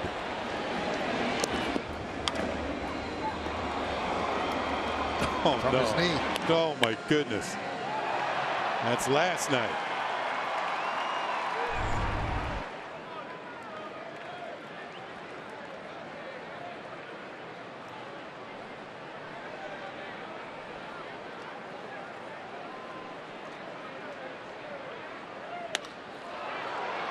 Fly ball right field. Judge retires Joseph. Now, this is a play from 2013 at Yankee Stadium. He bobbled it and still made the play. You know, we were both at Alex Rodriguez's farewell press conference. And remember Brian Cashman mentioned that A-Rod had told him about a young player in Miami. Yep. Manny Machado. If you get a chance to draft him, pick him. And that's why Machado wears number 13. Yeah, well, to honor A-Rod. Well, he didn't fall to the Yankees in the draft. The Orioles had a prior pick, and they took Manny. And he was drafted as a shortstop. Pitches high to Jones. But when he got called up to the big leagues a few days before in the minor leagues, they told him to go over to third base and take some ground balls.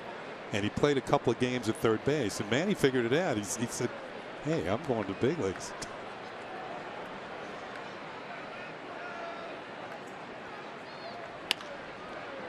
I think that just from the outside looking in, he probably creates greater matchup value as a shortstop.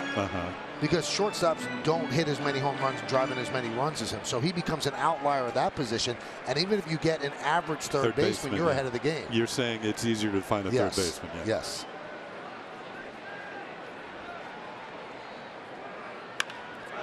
Fly ball, left field, deep. Going back, Gardner looking up, see ya. A home run for Adam Jones, and it's 2-0 O's.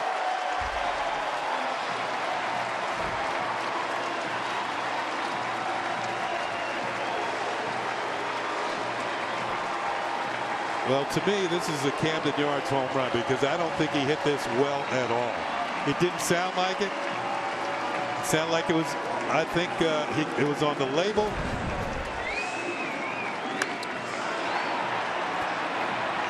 I think he thought maybe, and it did get out.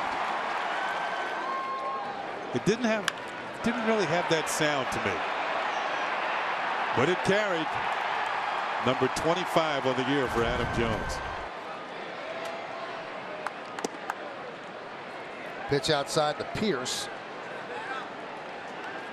Well, when you consider the great first half that CC had and how the numbers have declined in the second half, the thing that's happened in the second half is he's allowed the long ball. Yeah. But solo home runs are not going to beat you. The 2 or 3 run shots will beat you. Right now, an unearned run in that home run, it's 2-0.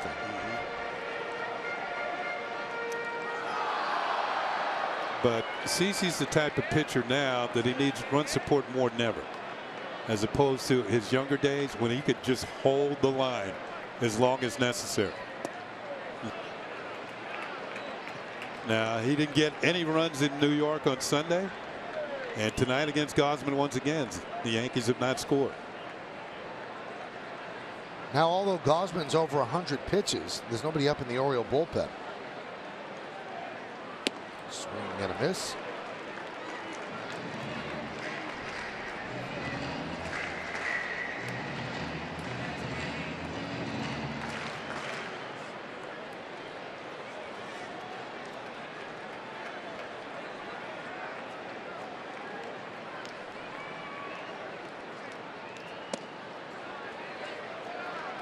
Three and 2 on Pierce.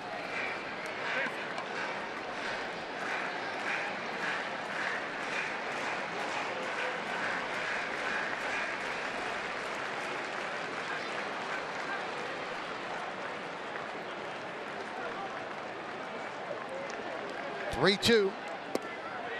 And Pierce works a walk. Second walk from CeCe.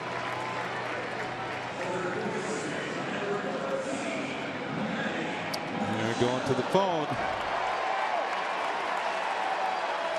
Should be Mike Harkey on the other end.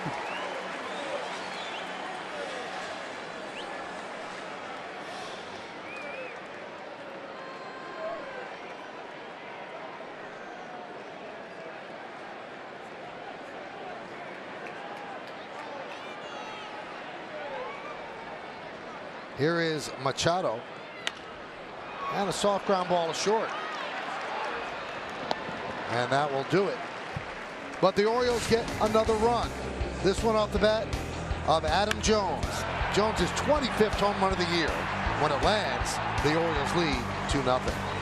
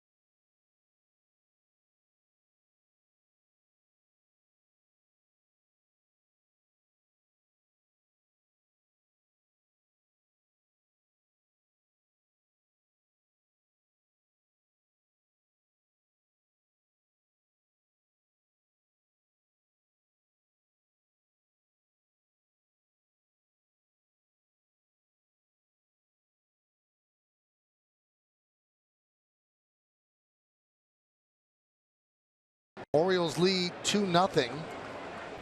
Gausman has been outstanding. The Yankees did have a threat in the fourth inning with the bases loaded, one out.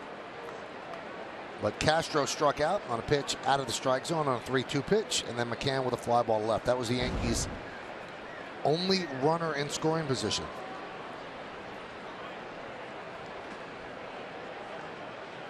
Ellsbury leads off, and there's a strike.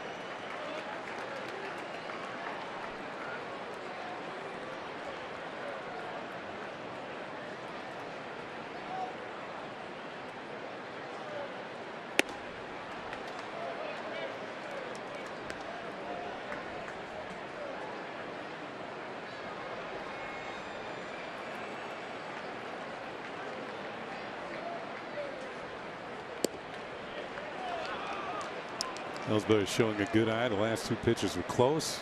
Gets the call, jumps ahead on the count.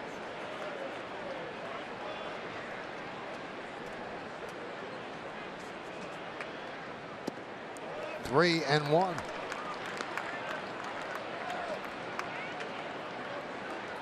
Find it a little strange that Showalter does not have anybody up in the bullpen. Yeah, I was looking out there, and when the count went to 2-1, I looked up, and there's still nobody warming up. Ground ball a second. Scope gets Ellsbury.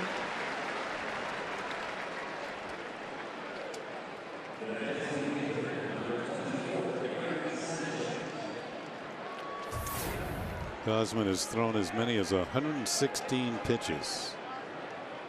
That was back on July 23rd in a win against Cleveland.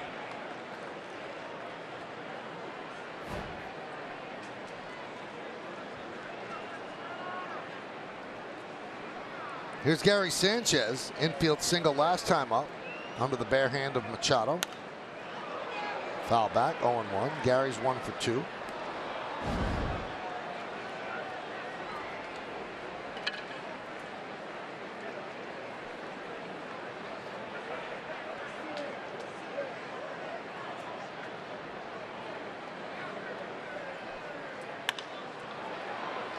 Oh, backhanded there by Scope.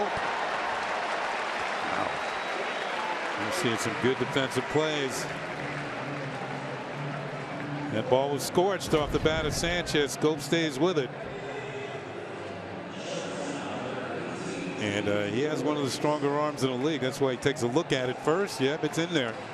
And now fires on the first for the out.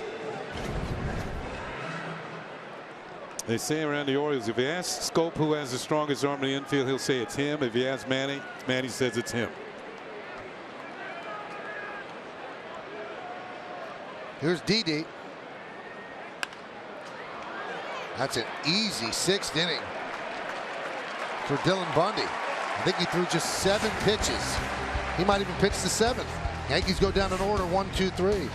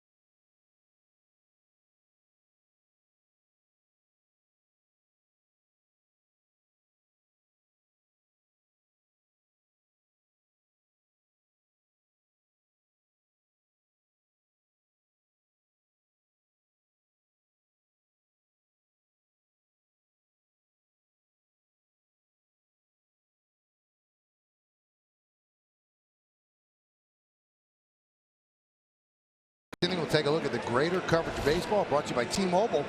Clayton Kershaw, this is great news for the Dodgers. Rehab start tomorrow at Rancho Cucamonga, their A-ball affiliate. Chris Bryant, National League Player of the Month. What a month he had. A Gary Sanchez sort of month. And the St. Louis Cardinals have homered in 22 consecutive games, and that is a franchise record.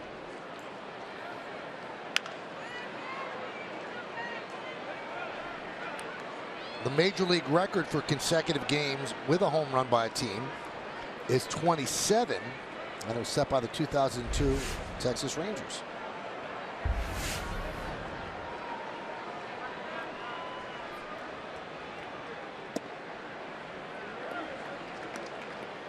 Oh, Michael, you were talking about the Orioles getting a bullpen up. There's Michael Givens. The right-hander is having a pretty good year.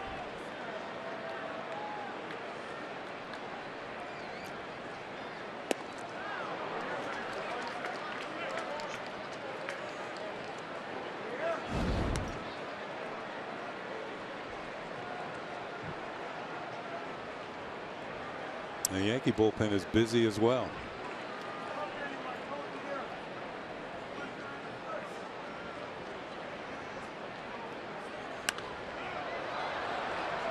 Popped up. And Teixeira makes the play for the first out. Yeah, good pitch sequence from CC Sabathia. Change up away, and then the cutter in jams Trumbo. got the pop up. Soft contact.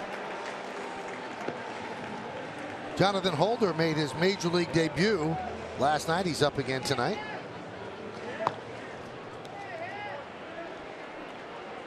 This has to be wearing on CeCe. You've got to get run support.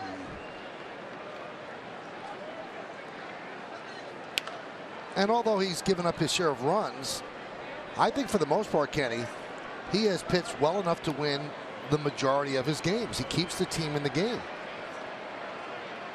And although when he came to the Yankees in 2009, he was an ace, he's not an ace anymore.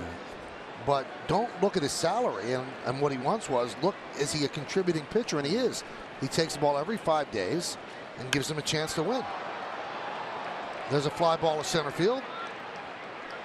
Ellsbury's there for the second out. And these last 2 starts, he's just happened to run into Gosman, who's, as we mentioned, is on a roll. He hasn't been giving up much of anything.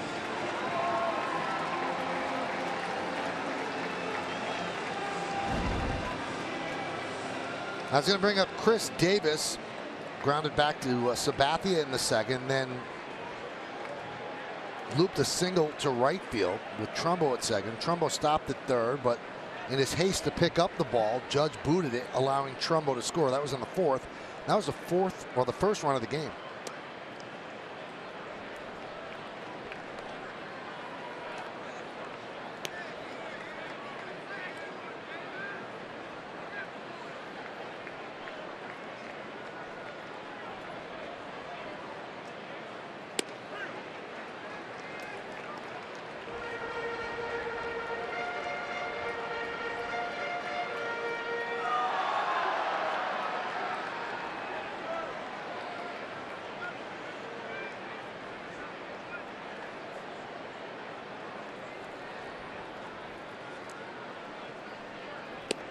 Good breaking ball, drops in there for a strike. Yeah, back-to-back breaking balls in there. CeCe with a chance to expand the strike zone, get Davis to chase one.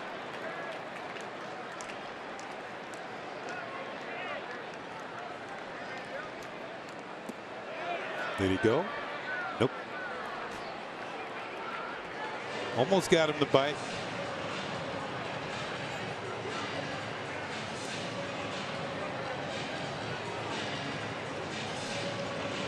I'm looking at Aaron Judge out in right field, and he seems to be particularly shallow for somebody with the power of Davis.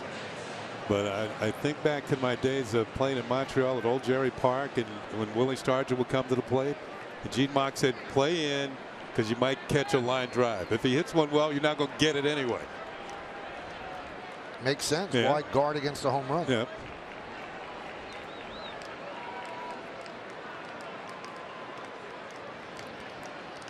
Two. Fouled away.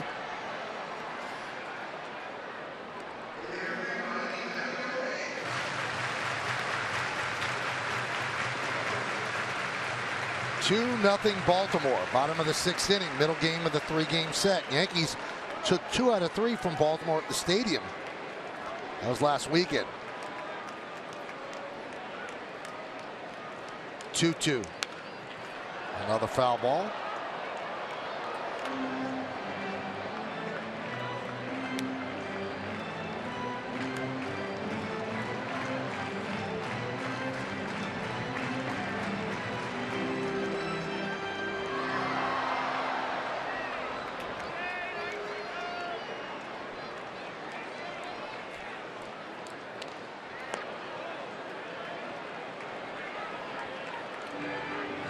Davis is up there again this year in the home runs.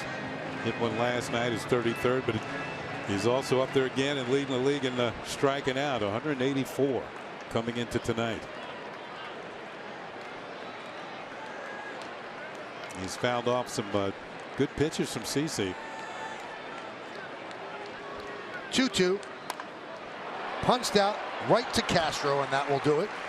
As Sabathia retires the side in order 1-2-3, and we go to the 7th. 2-0 O's.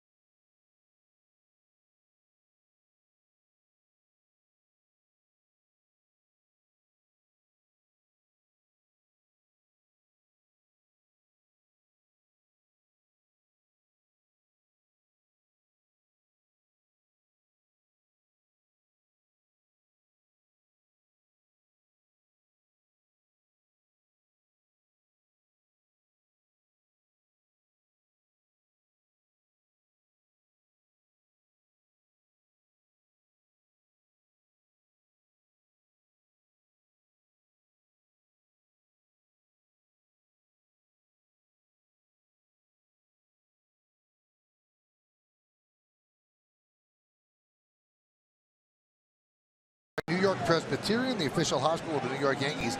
Amazing things are happening here. Kevin Gausman with a second consecutive good effort against the Yankees. And most of these strikeouts are on the split change. You can see he gets ahead with a fastball. This is how he's putting the hitters away. And just straight down. It's fall. This one's a slider.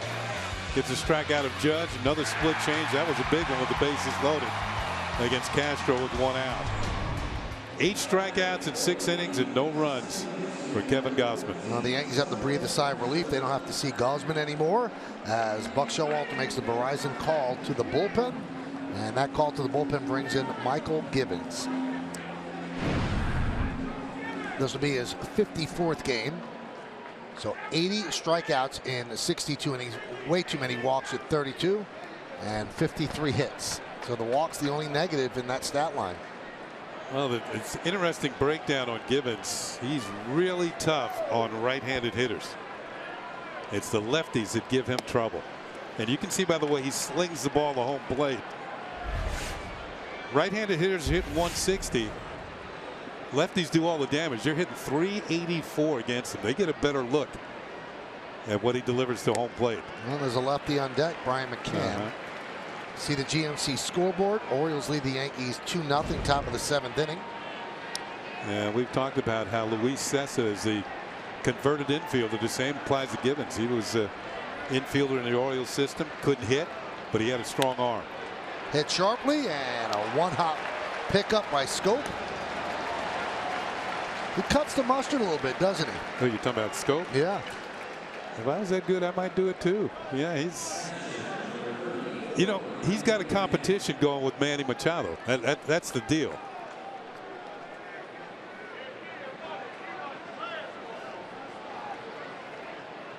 He's a good player.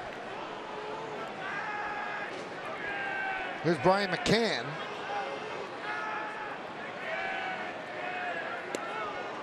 Big cut by McCann, 0-1.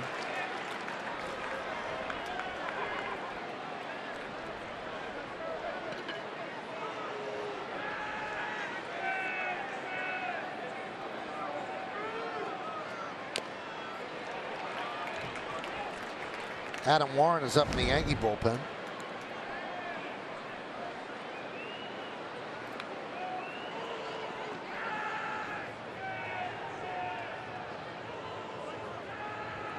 I can't call timeout, but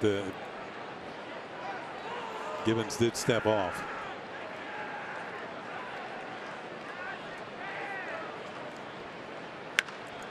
That one is laced to left field. That is going to be a foul ball.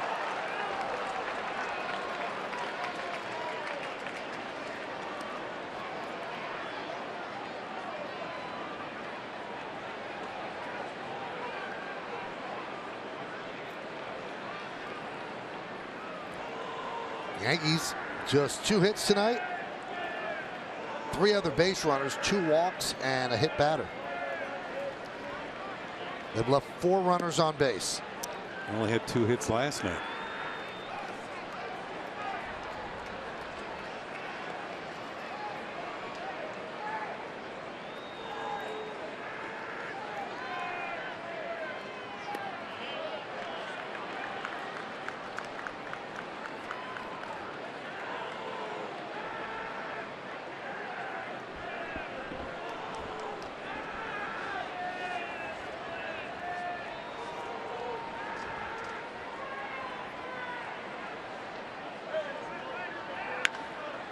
Sliced the other way, and another foul ball.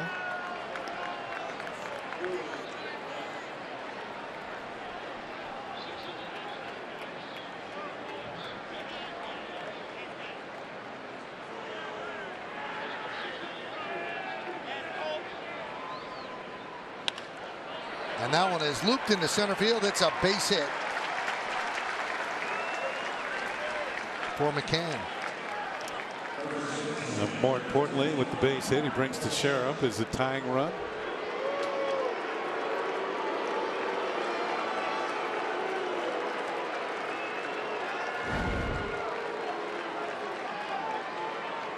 And while they weren't really shifted with McCann at the plate, they are going to do it with the sheriff hitting.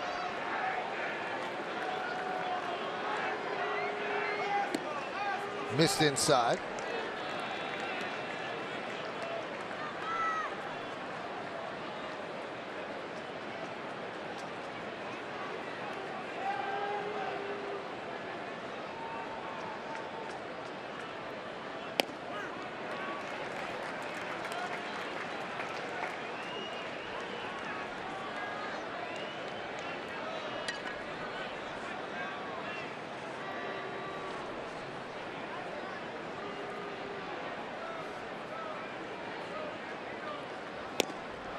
One and two. That was an off-speed pitch. Gibbons hasn't featured many of them, but we've seen it a lot tonight. We saw it from Gausman quite a bit. See the little dip at the end on that one. 1-2. Back to Gibbons. There's one. And there's two. So Teixeira wraps into the inning-ending double play. Time for the 7th inning stretch here in Baltimore. 2-0 O's.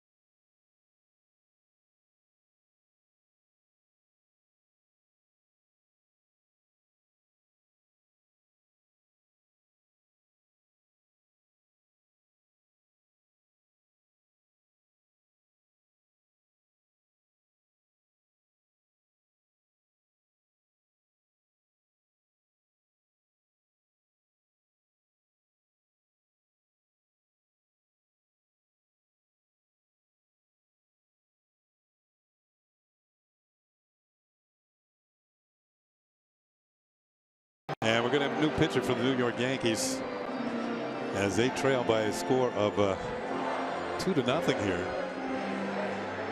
The Yankees, Kevin Gausman went 6 innings, gave up 2 hits.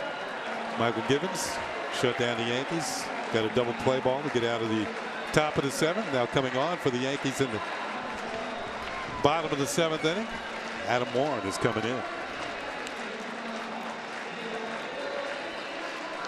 Well, fans, you're going to want to make sure you're at Yankee Stadium 1 week from today on Saturday, September 10th, for one of the hottest collectibles of the season. It's Dellin Betances bobblehead day. It's the 4th in the 2016 collectible series presented by AT&T for the first 18,000 guests in attendance. For tickets, log on to Yankees.com. Visit the Yankee Stadium ticket window, Yankees clubhouse shops, or call Ticketmaster at 877-469-9849. Well, the Yankee offense has disappeared these 2 nights in Baltimore. 2 hits yesterday, no runs. And now 3 hits today.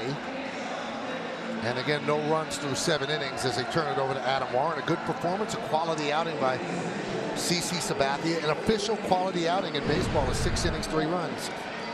He went 6 innings and gave up 2 runs. 2 runs.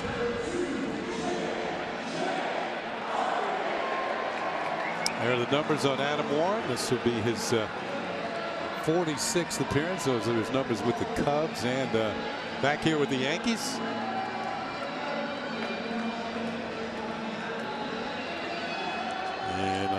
Of course, the Yankee fans remember him as a stalwart out of the bullpen for the Yankees the last few years before being traded for Starlin Castro. And now the Yankees have both of them.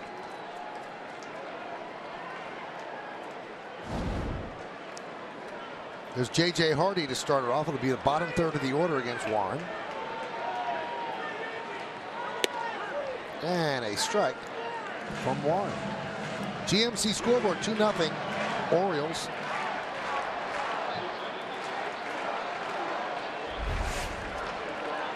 The thing that worries you about this game is in the mind of Buck Showalter.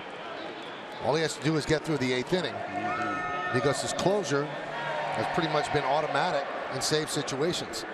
And with the absence of Darren O'Day, Brad Brock has taken over as the primary setup man, the 8th inning guy.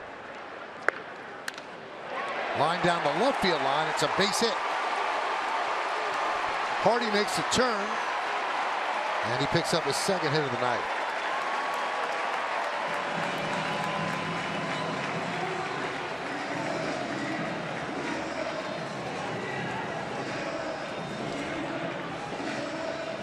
So runner on second. That's going to bring up Reimold. Brings Joe Girardi out of the dugout, and we got a pinch hitter coming up. And as you're going to watch Brett Gardner run this one down in the corner. Now the pinch hitter is the newly acquired Michael Bourne, who is pretty good bunter. He's been a leadoff man for years throughout Major League Baseball. He has excellent speed. And he'll probably stay in the game and play left field as he pinch hits for Reimold here in the 7th. Both Bourne and Stubbs, who came over before the August 31st roster expansions, very excited to be here, getting thrust into a pennant race.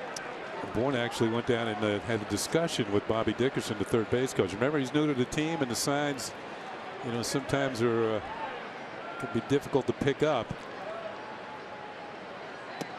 Shows bunt, takes a strike. Looked like the Yankees might have had the wheel play on there. Didi Gregorius breaking for third. Torreyes charging. Now Torreyes giving the signs to the rest of the infielders as to what they're going to do.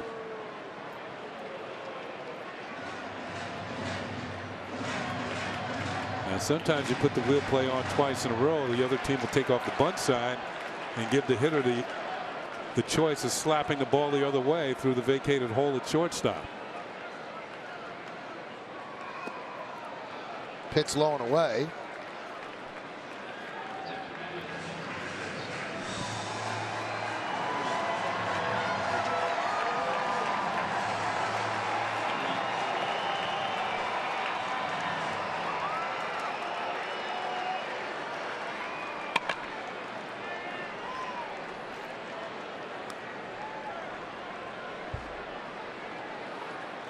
So the wheels are turning on both sides. Torreyes angled toward the pitcher, but in on the grass. Teixeira in on the grass at first. Not bunting, and he fouls it back.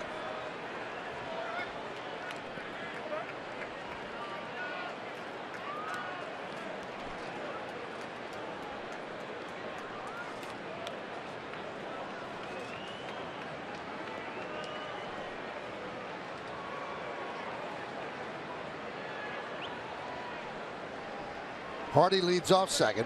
Nobody out. Bottom of the 7th inning. 2-0 O's. 2-2.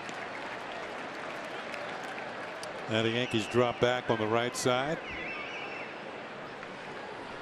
Teixeira and Castro out of the bunt mode.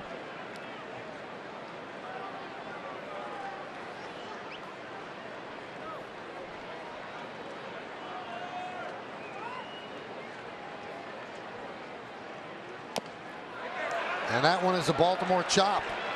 A double clutch by Warren, and Bourne beats it out.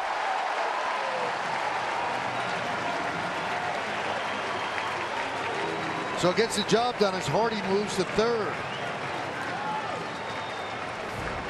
Well, Bourne's whole job was to advance the runner whether it be by bunt or pulling the ball to the right side. Instead, he hits, as Michael called it, a Baltimore chop. And with his speed, he's able to beat it out.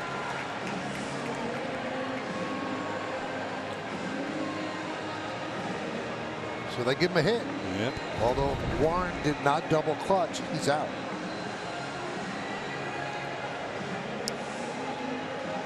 Now it's interesting. In between innings here, my former teammate Al Bumbry walked in the booth and waved and said hello. He used to wear number 1.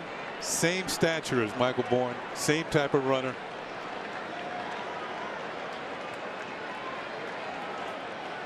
So here's Joseph. Count 1-0.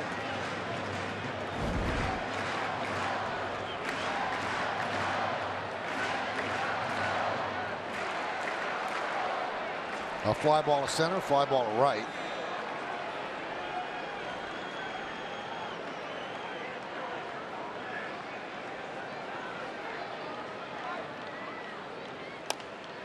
Tapped right back to Warren. He's going to come home. And that was the play as they run Hardy back to third. He's tagged out, and the throw to third keeps the runner at second. So the Yankees executed that well.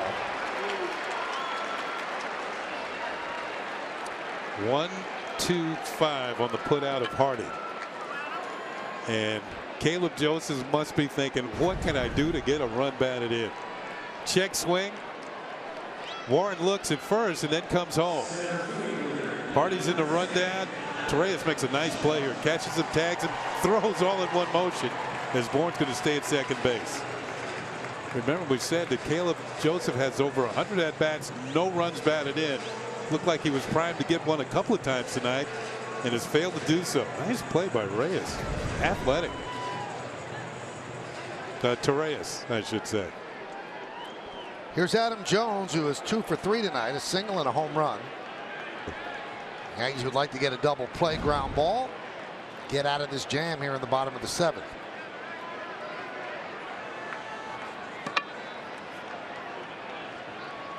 Crowd of 30,855 on this Saturday night. 1-0.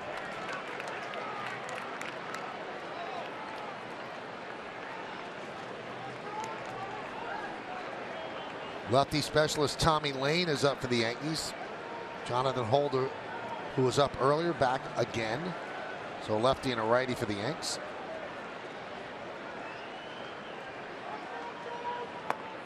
Swing and a miss.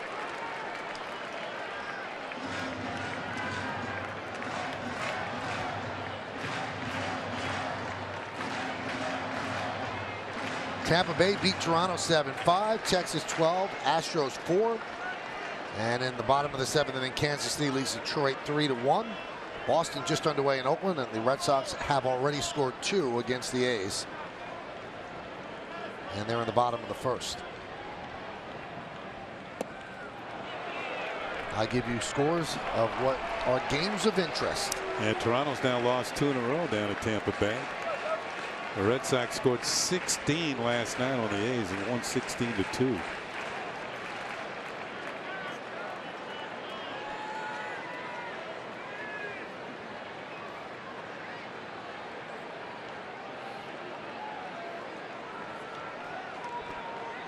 Bourne at second, very good speed. Joseph at first.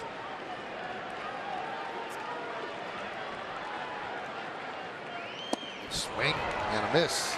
2-2.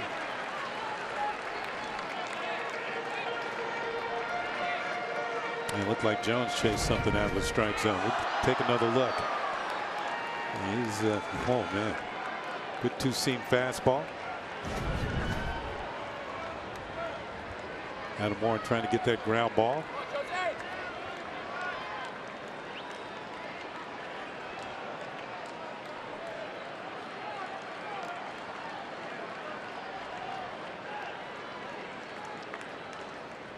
Two.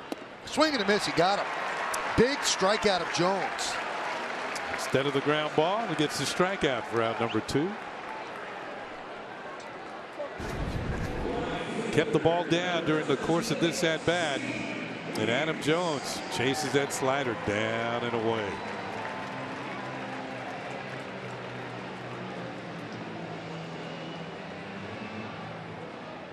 Good look at it there.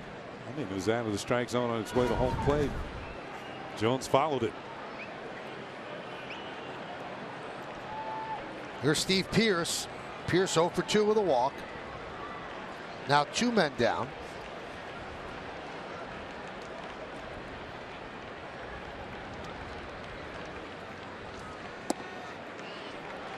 Just missed. 1-0.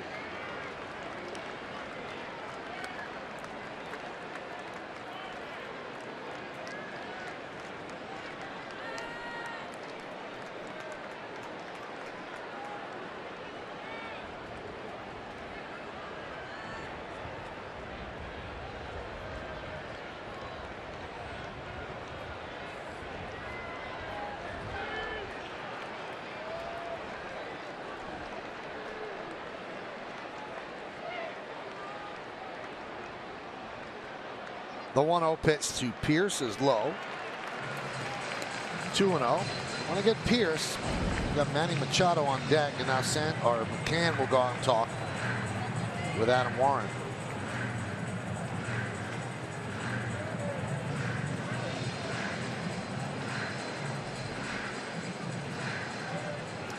This copyrighted telecast presented by Authority of the New York Yankees. It may not be reproduced or retransmitted in any form, and the accounts and descriptions of this game may not be disseminated without the express written consent of the New York Yankees.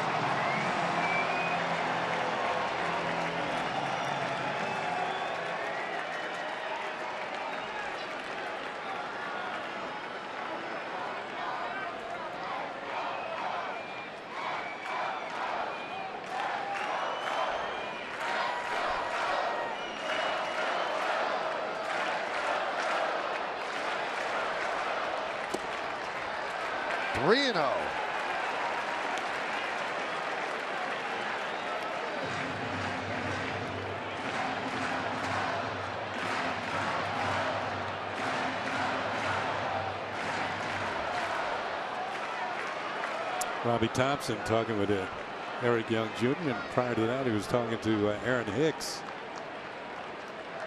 And probably about defensive situations. Base runners. Remember, Robbie used to be the third base coach for the Yankees before becoming a bench coach. See if they green light Pearce. He takes ball 4 and the bases are loaded. And just as you feared, Michael, you didn't want Manny Machado coming up in this situation, but he will.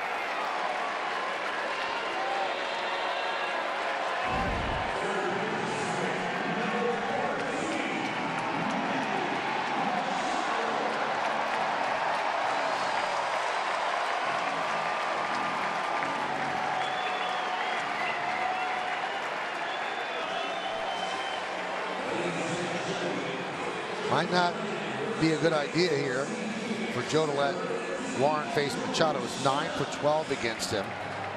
There's a pinch runner, and I believe that's Stubbs. That's Stubbs, yeah.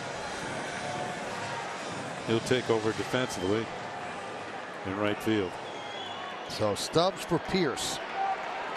Big moment in the game if the Yankees plan on coming back. And there's the strike. Joe's electing to go with the veteran Warren rather than the youngster Holder against the righty swinging Machado, despite Machado's great numbers against Adam Warren.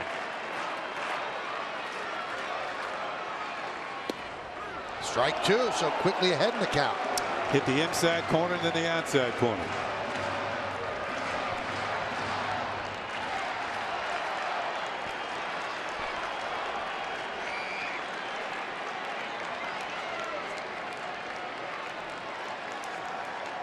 Big pitch upcoming.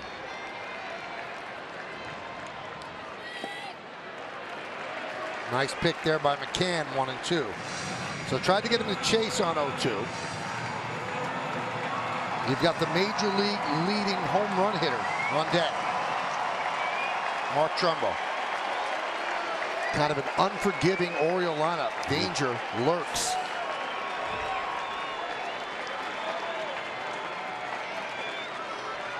One, two. Swing and a miss. He got him. So terrible numbers against Machado, but he strikes him out with the bases loaded.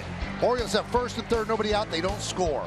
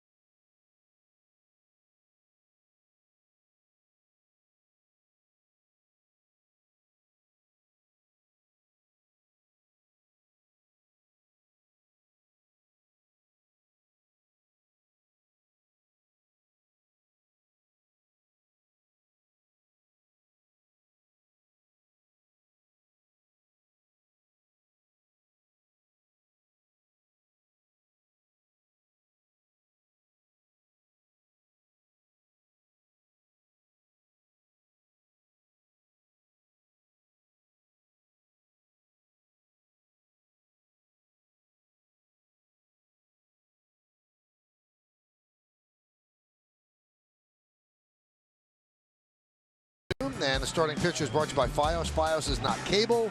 We're wired differently. Visit getfios.com. Michael Pineda will get the start for the New York Yankees. He'll oppose Wade Miley, and our coverage will begin at 12:30 right here on Yes First Pitch, right around 1:35. So it doesn't get any easier for the Yankees as the Orioles go to their all-star setup guy, Brad Brock. 1.76 ERA, 77 strikeouts, and 66 and 2/3 innings. And he faces Aaron Judge. First pitch is low. Bourne takes over in left. Stubbs takes over in right, so the defense tighten up for the O's.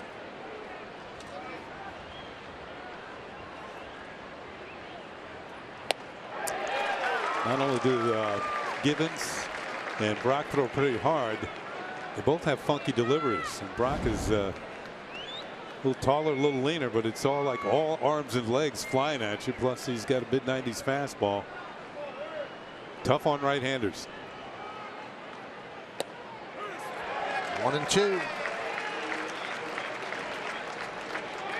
2-0 Orioles. We are in the 8th. It'll be Judge, then Headley is on deck to pinch it for Torreyes and Gardner.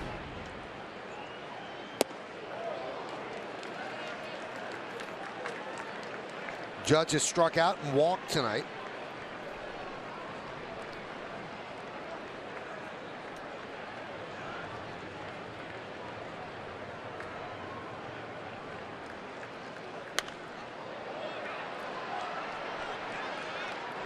Fouled away, 2-2.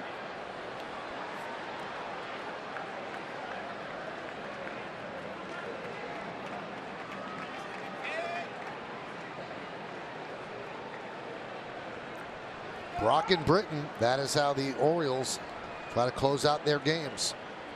2-2. Swing and a miss. Judge down on strikes. See where this pitch is located. Drops out of the zone. Looked like a changeup of some sort. Judge swings over the top. Yep, there's the changeup grip. You see all the fingers on the ball. Throw it as hard as you can, and it won't get there. You kind of choke off the power with the grip. Headley pinch hitting for Torreyes takes low.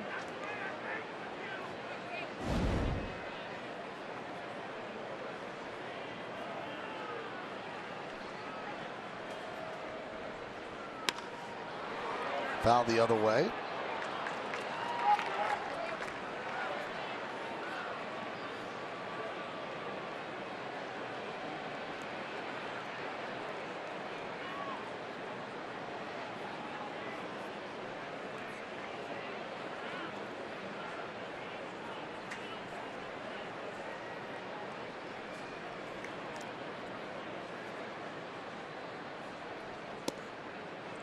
2-1.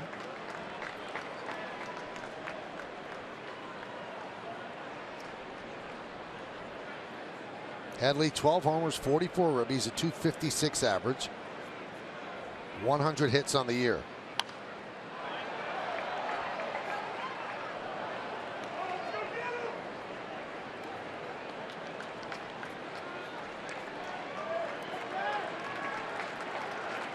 Each and every one of these games down the stretch is so important. You are in the home stretch, and you've got to win games, and the A's have been doing that, winning series after series, but now that hanging in the balance against one of the teams in front of them. Down a humpback one-hopper into right field, and it's going to be a base hit for Headley. Wasn't a clean throw there by Scope. Wasn't a clean throw, and it looked like the ball took an erratic hop once it got near him. Well, he had a little spin on it, a little English. Got rid of it quickly. Davis couldn't come up with it. Even the strong arm of Scope couldn't prevent this base hit.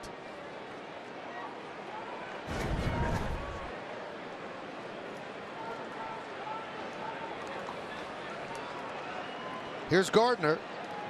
Brett's 0 for 3. Last time up, he thought he had a hit, but the Orioles challenged on a great play by Machado, and it was overturned in New York.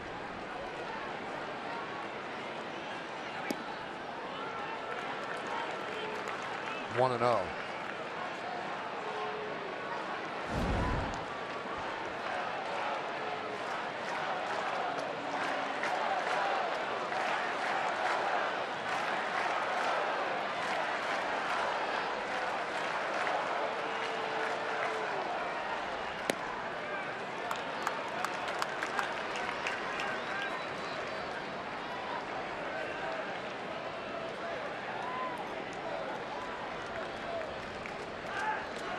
On Gardner. Gardner has the power to hit one over that big scoreboard in right, and that would tie the game. 2-0. Fly ball, right center. Jones puts it away for the second out. It's been tough these last two nights for the Yankees to get a sequence of things going in an inning. The closest they came was in the fourth tonight, and it took a walk and a hit batter to help them load the bases along with a base hit. The Baltimore pitching has been that strong. Well, here's Jacoby Ellsbury 0 for 2 with a walk. He walked to start that mini rally in the fourth where the Yankees couldn't get it done.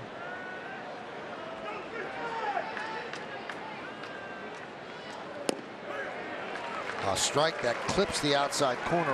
0-1.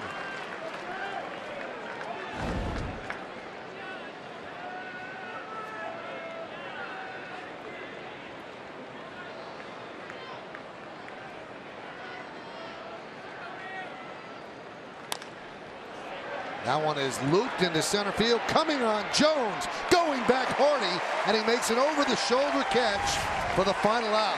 Hardy showing a lot of range. No runs to hit, no errors, and one man left. Let's go to the bottom of the 8th.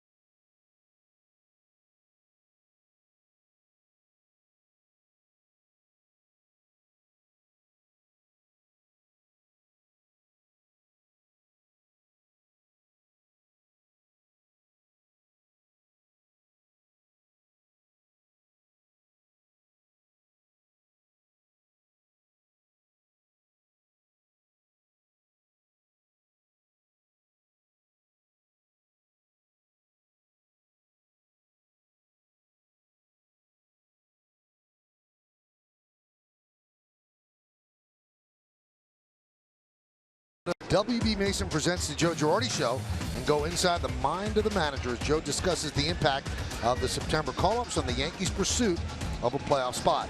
That's all new tomorrow at 5:30 after Yankees coverage only on Yes. New pitcher for the Yankees is Tyler Clippard, as he hasn't pitched in a couple of days, so they bring him in to keep it here at 2-0. This will be his 54th game between Arizona and the Yankees. And he'll face Trumbo, Scope, and Davis. Hyundai scoreboard 2-0 O's. Trumbo's 1 for 3, a double and a run scored.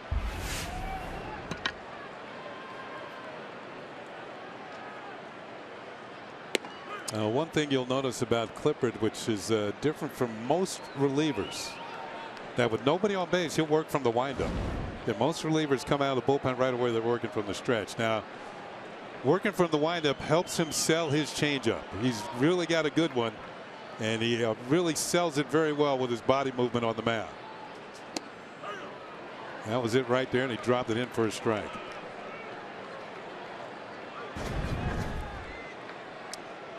Most relievers work from the stretch. That's a good changeup right there.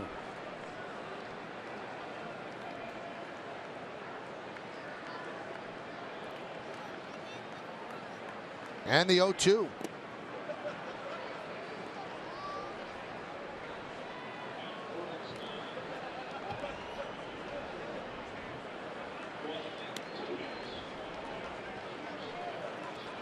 The closer, Zach Britton, is up.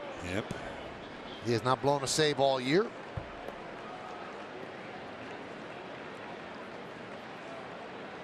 It's the guy you try and avoid.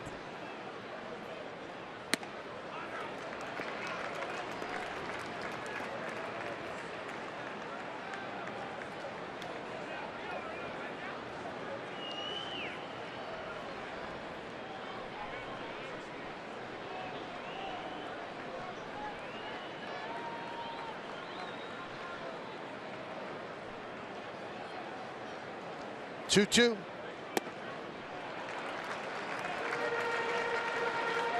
It's going from 0-2 to 3-2.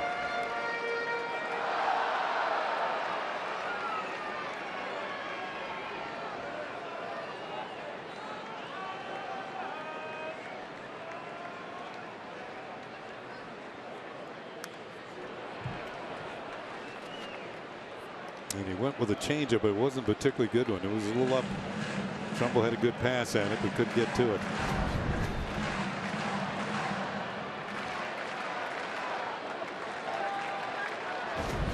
Wasn't quite fooled on that one.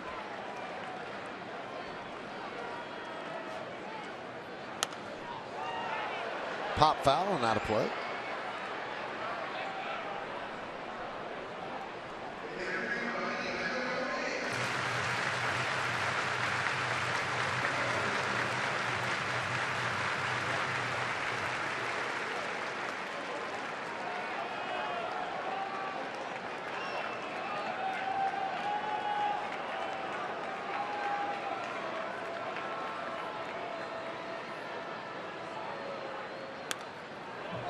Working it. Foul back. A good battle going on here.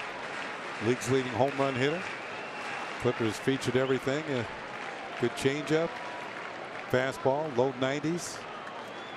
Changeup below 80. And it's come down to 3-2 pitches.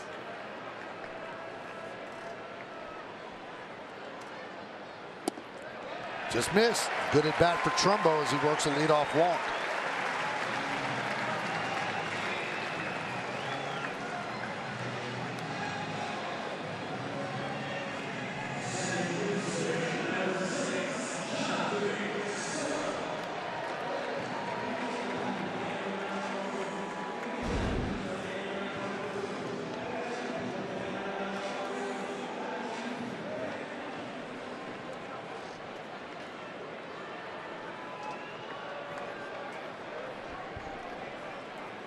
Here's Scope. Now Clippard has to work from the stretch. And there's a strike.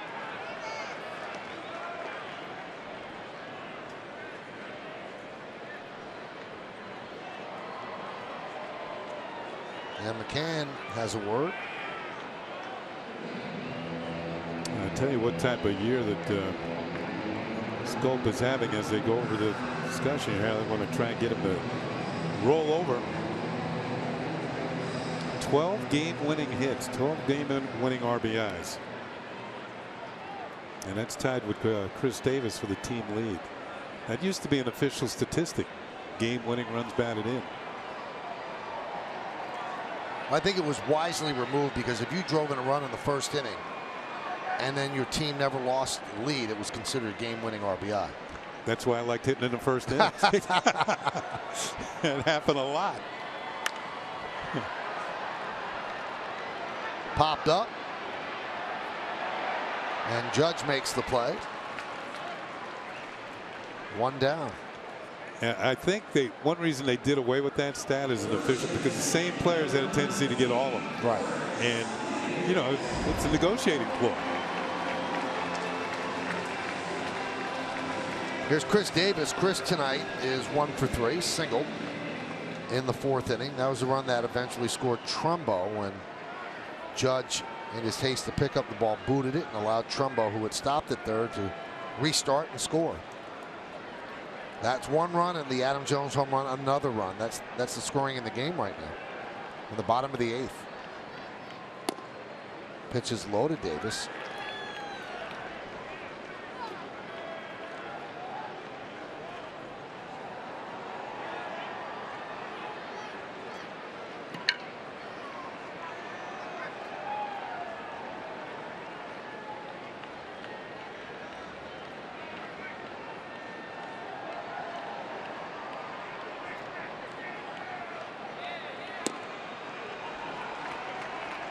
Two and 0.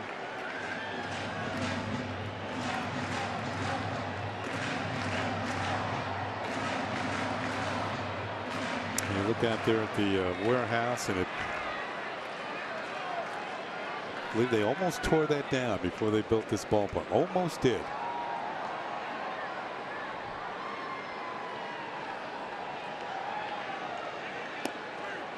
That's where the Oriole offices are located. It's the longest building east of the Mississippi River. I think there's a building in Colorado longer than this one.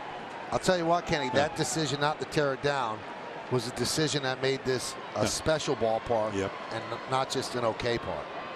That feature is off the charts. It also houses I mentioned the Oriole offices, team store, and Dempsey's restaurant. Runner at first base, one man out. We're in the bottom of the 8th inning. It's 2-0 O's. As the Yankees know, they'll be facing Zach Britton in the 9th inning.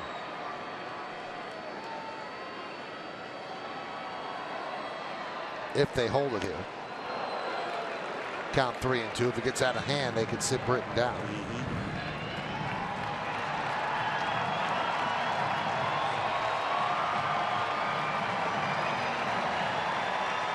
Davis is out taking early batting practice today before the game, and the same last night. He'd been battling a slump coming into this series.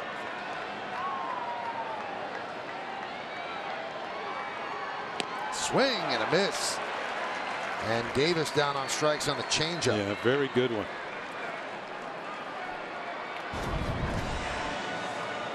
Three-two change. And he waves right on through it. Strikeout number 185. Jason Shreve is up.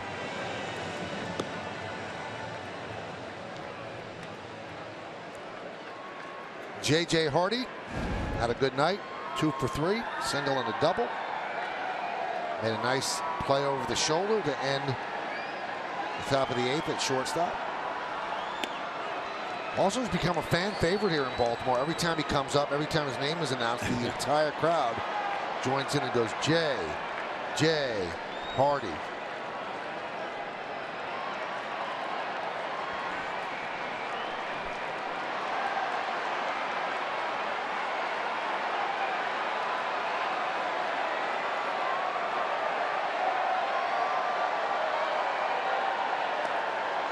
Did he hold up? No, he did not.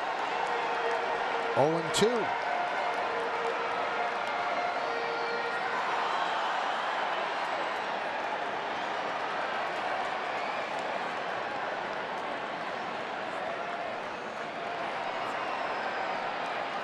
Trumbo's at first, now with 2 outs, and an 0-2 count on the 7th batter in the Orioles lineup, J.J. Hardy.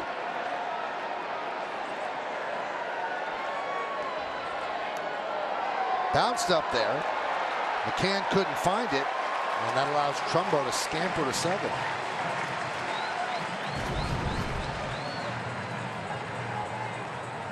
Well, that might have been even less than a 55-footer. Good reaction from Trumbo at first base. Ball barely, I think it did hit the grass in front of it, the dirt portion surrounding home plate. And now there's a runner in scoring position.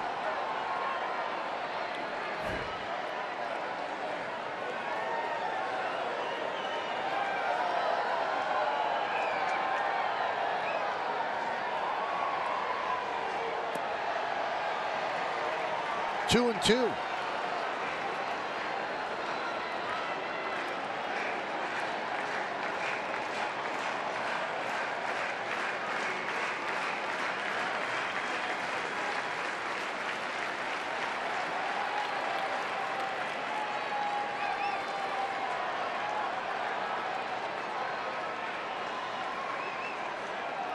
Two balls, 2 strikes, 2 outs, 2-0 O's.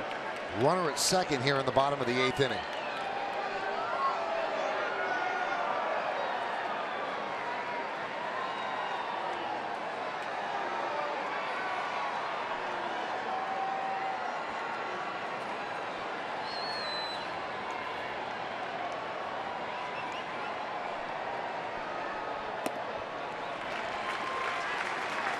Now 3-2.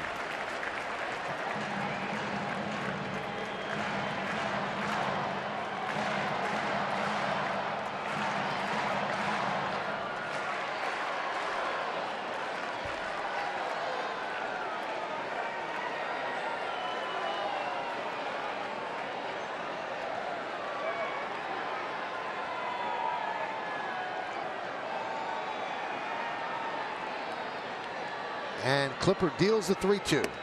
He walked him.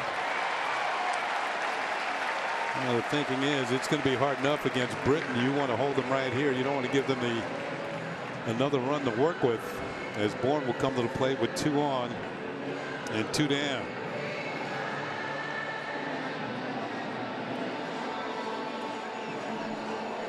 Not quite sure, Kenny, why Shreve would be up if he wouldn't come in here against Bourne. I mean, obviously, a guy with a changeup, it's perfect against the lefty because it's moving away from him anyway. But I'm not saying that Clipper should be taken out, but I wonder why Shreve is up then.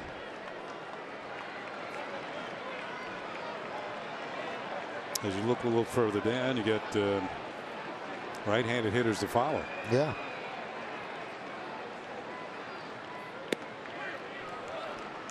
Bourne pinch hit in the 7th inning and hit a Baltimore chop right back to Warren, and Warren double clutch for it, and that allowed him to reach first with a single. That's Bourne.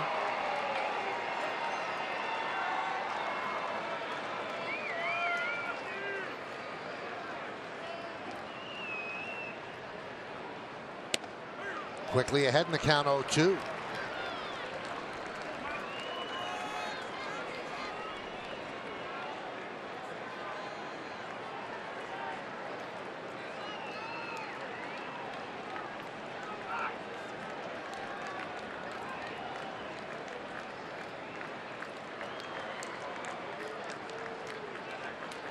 The 0-2. Swing and a miss. Bourne down on strikes. No runs, no hits, 2 walks and 2 men left. Yankees will try to come back against Zach Britton.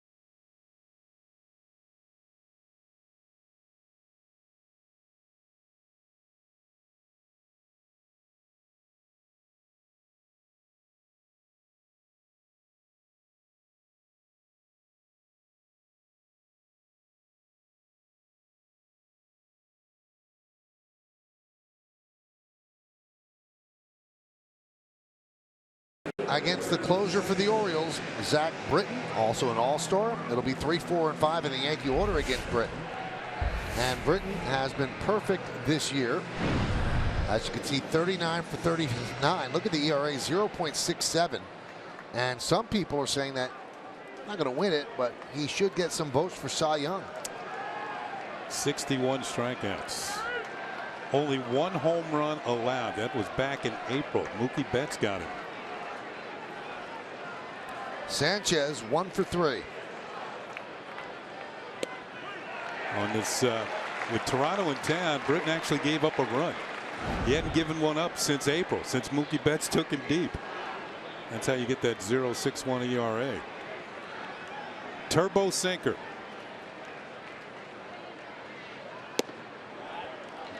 And that's all he throws. That's pretty much it. Yeah. Here it is, and very few pitchers have gone through a career throwing just one pitch. We know one pitcher who did it. That's Mo, although Mo did start, going backdoor cutter, and it's the same pitch, but he threw it differently. But this is just a hard sinker, and it just moves. It explodes. It's hard to get the ball in the air against him. If he's not striking out, the ball's usually hit on the ground.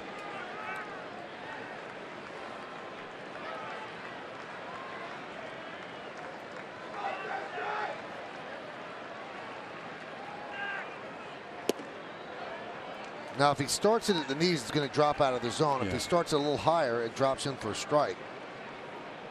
And if you hit it, you usually hit on top of it. 2-2 on Sanchez. Sanchez, Gregorius, and Castro here in the ninth. Sanchez steps off. Britton is essentially a failed starter. Yeah.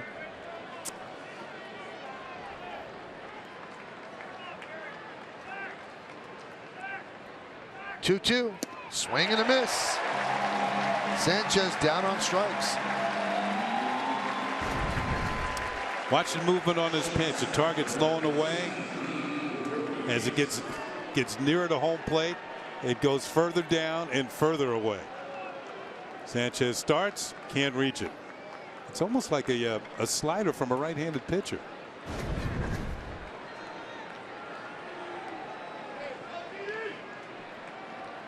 So here's Didi.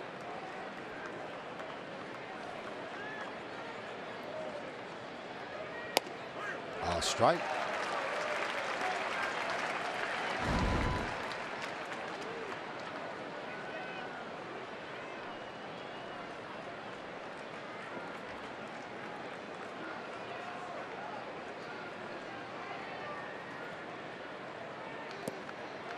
One and one. And there was a breaking ball.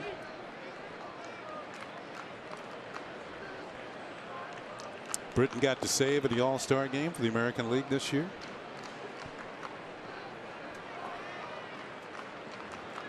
It used to be when the American League was in those situations, they had to go to Mo.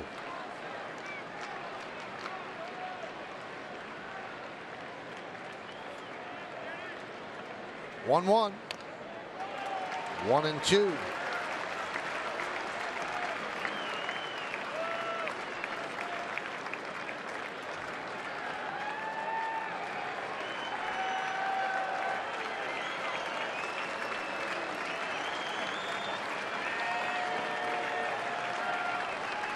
Top of the ninth, 2-0 Orioles.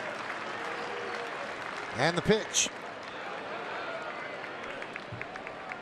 One with a breaking ball again. 2-2. It's almost like he throws it just to show the other teams I have one. The two that he was throwing are well out of the strike zone.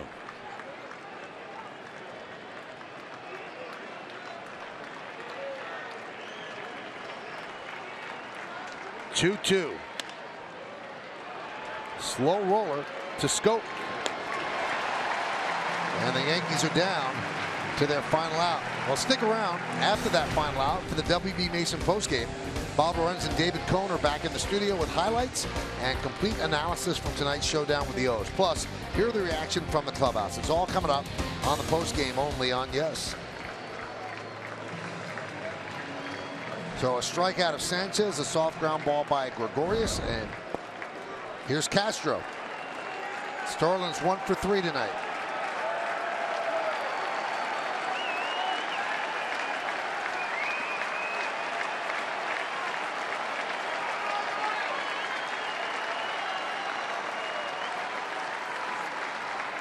Swing and a miss.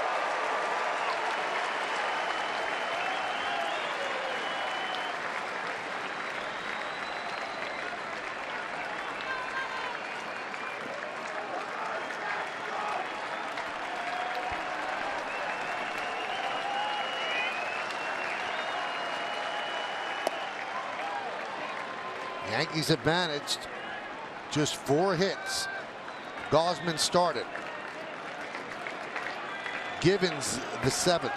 Brock the 8th. Britton here in the 9th. 2 outs, nobody on. McCann's on deck.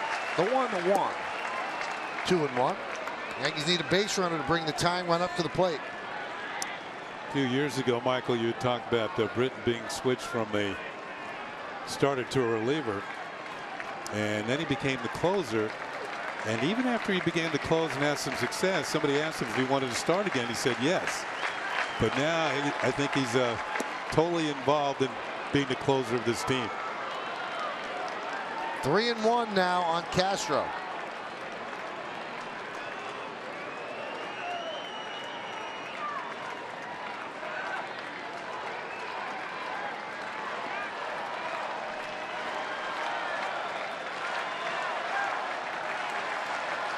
And the pitch. Chopper to short. Hardy. And that'll do it as the Yankees lose 2-0. So they lose the first 2 games of this 3-game set. And they are going to try to avoid a sweep with a game tomorrow afternoon. Offense has done nothing over the first 2 games. They have been shut out twice. We'll be back with more right after these quick words.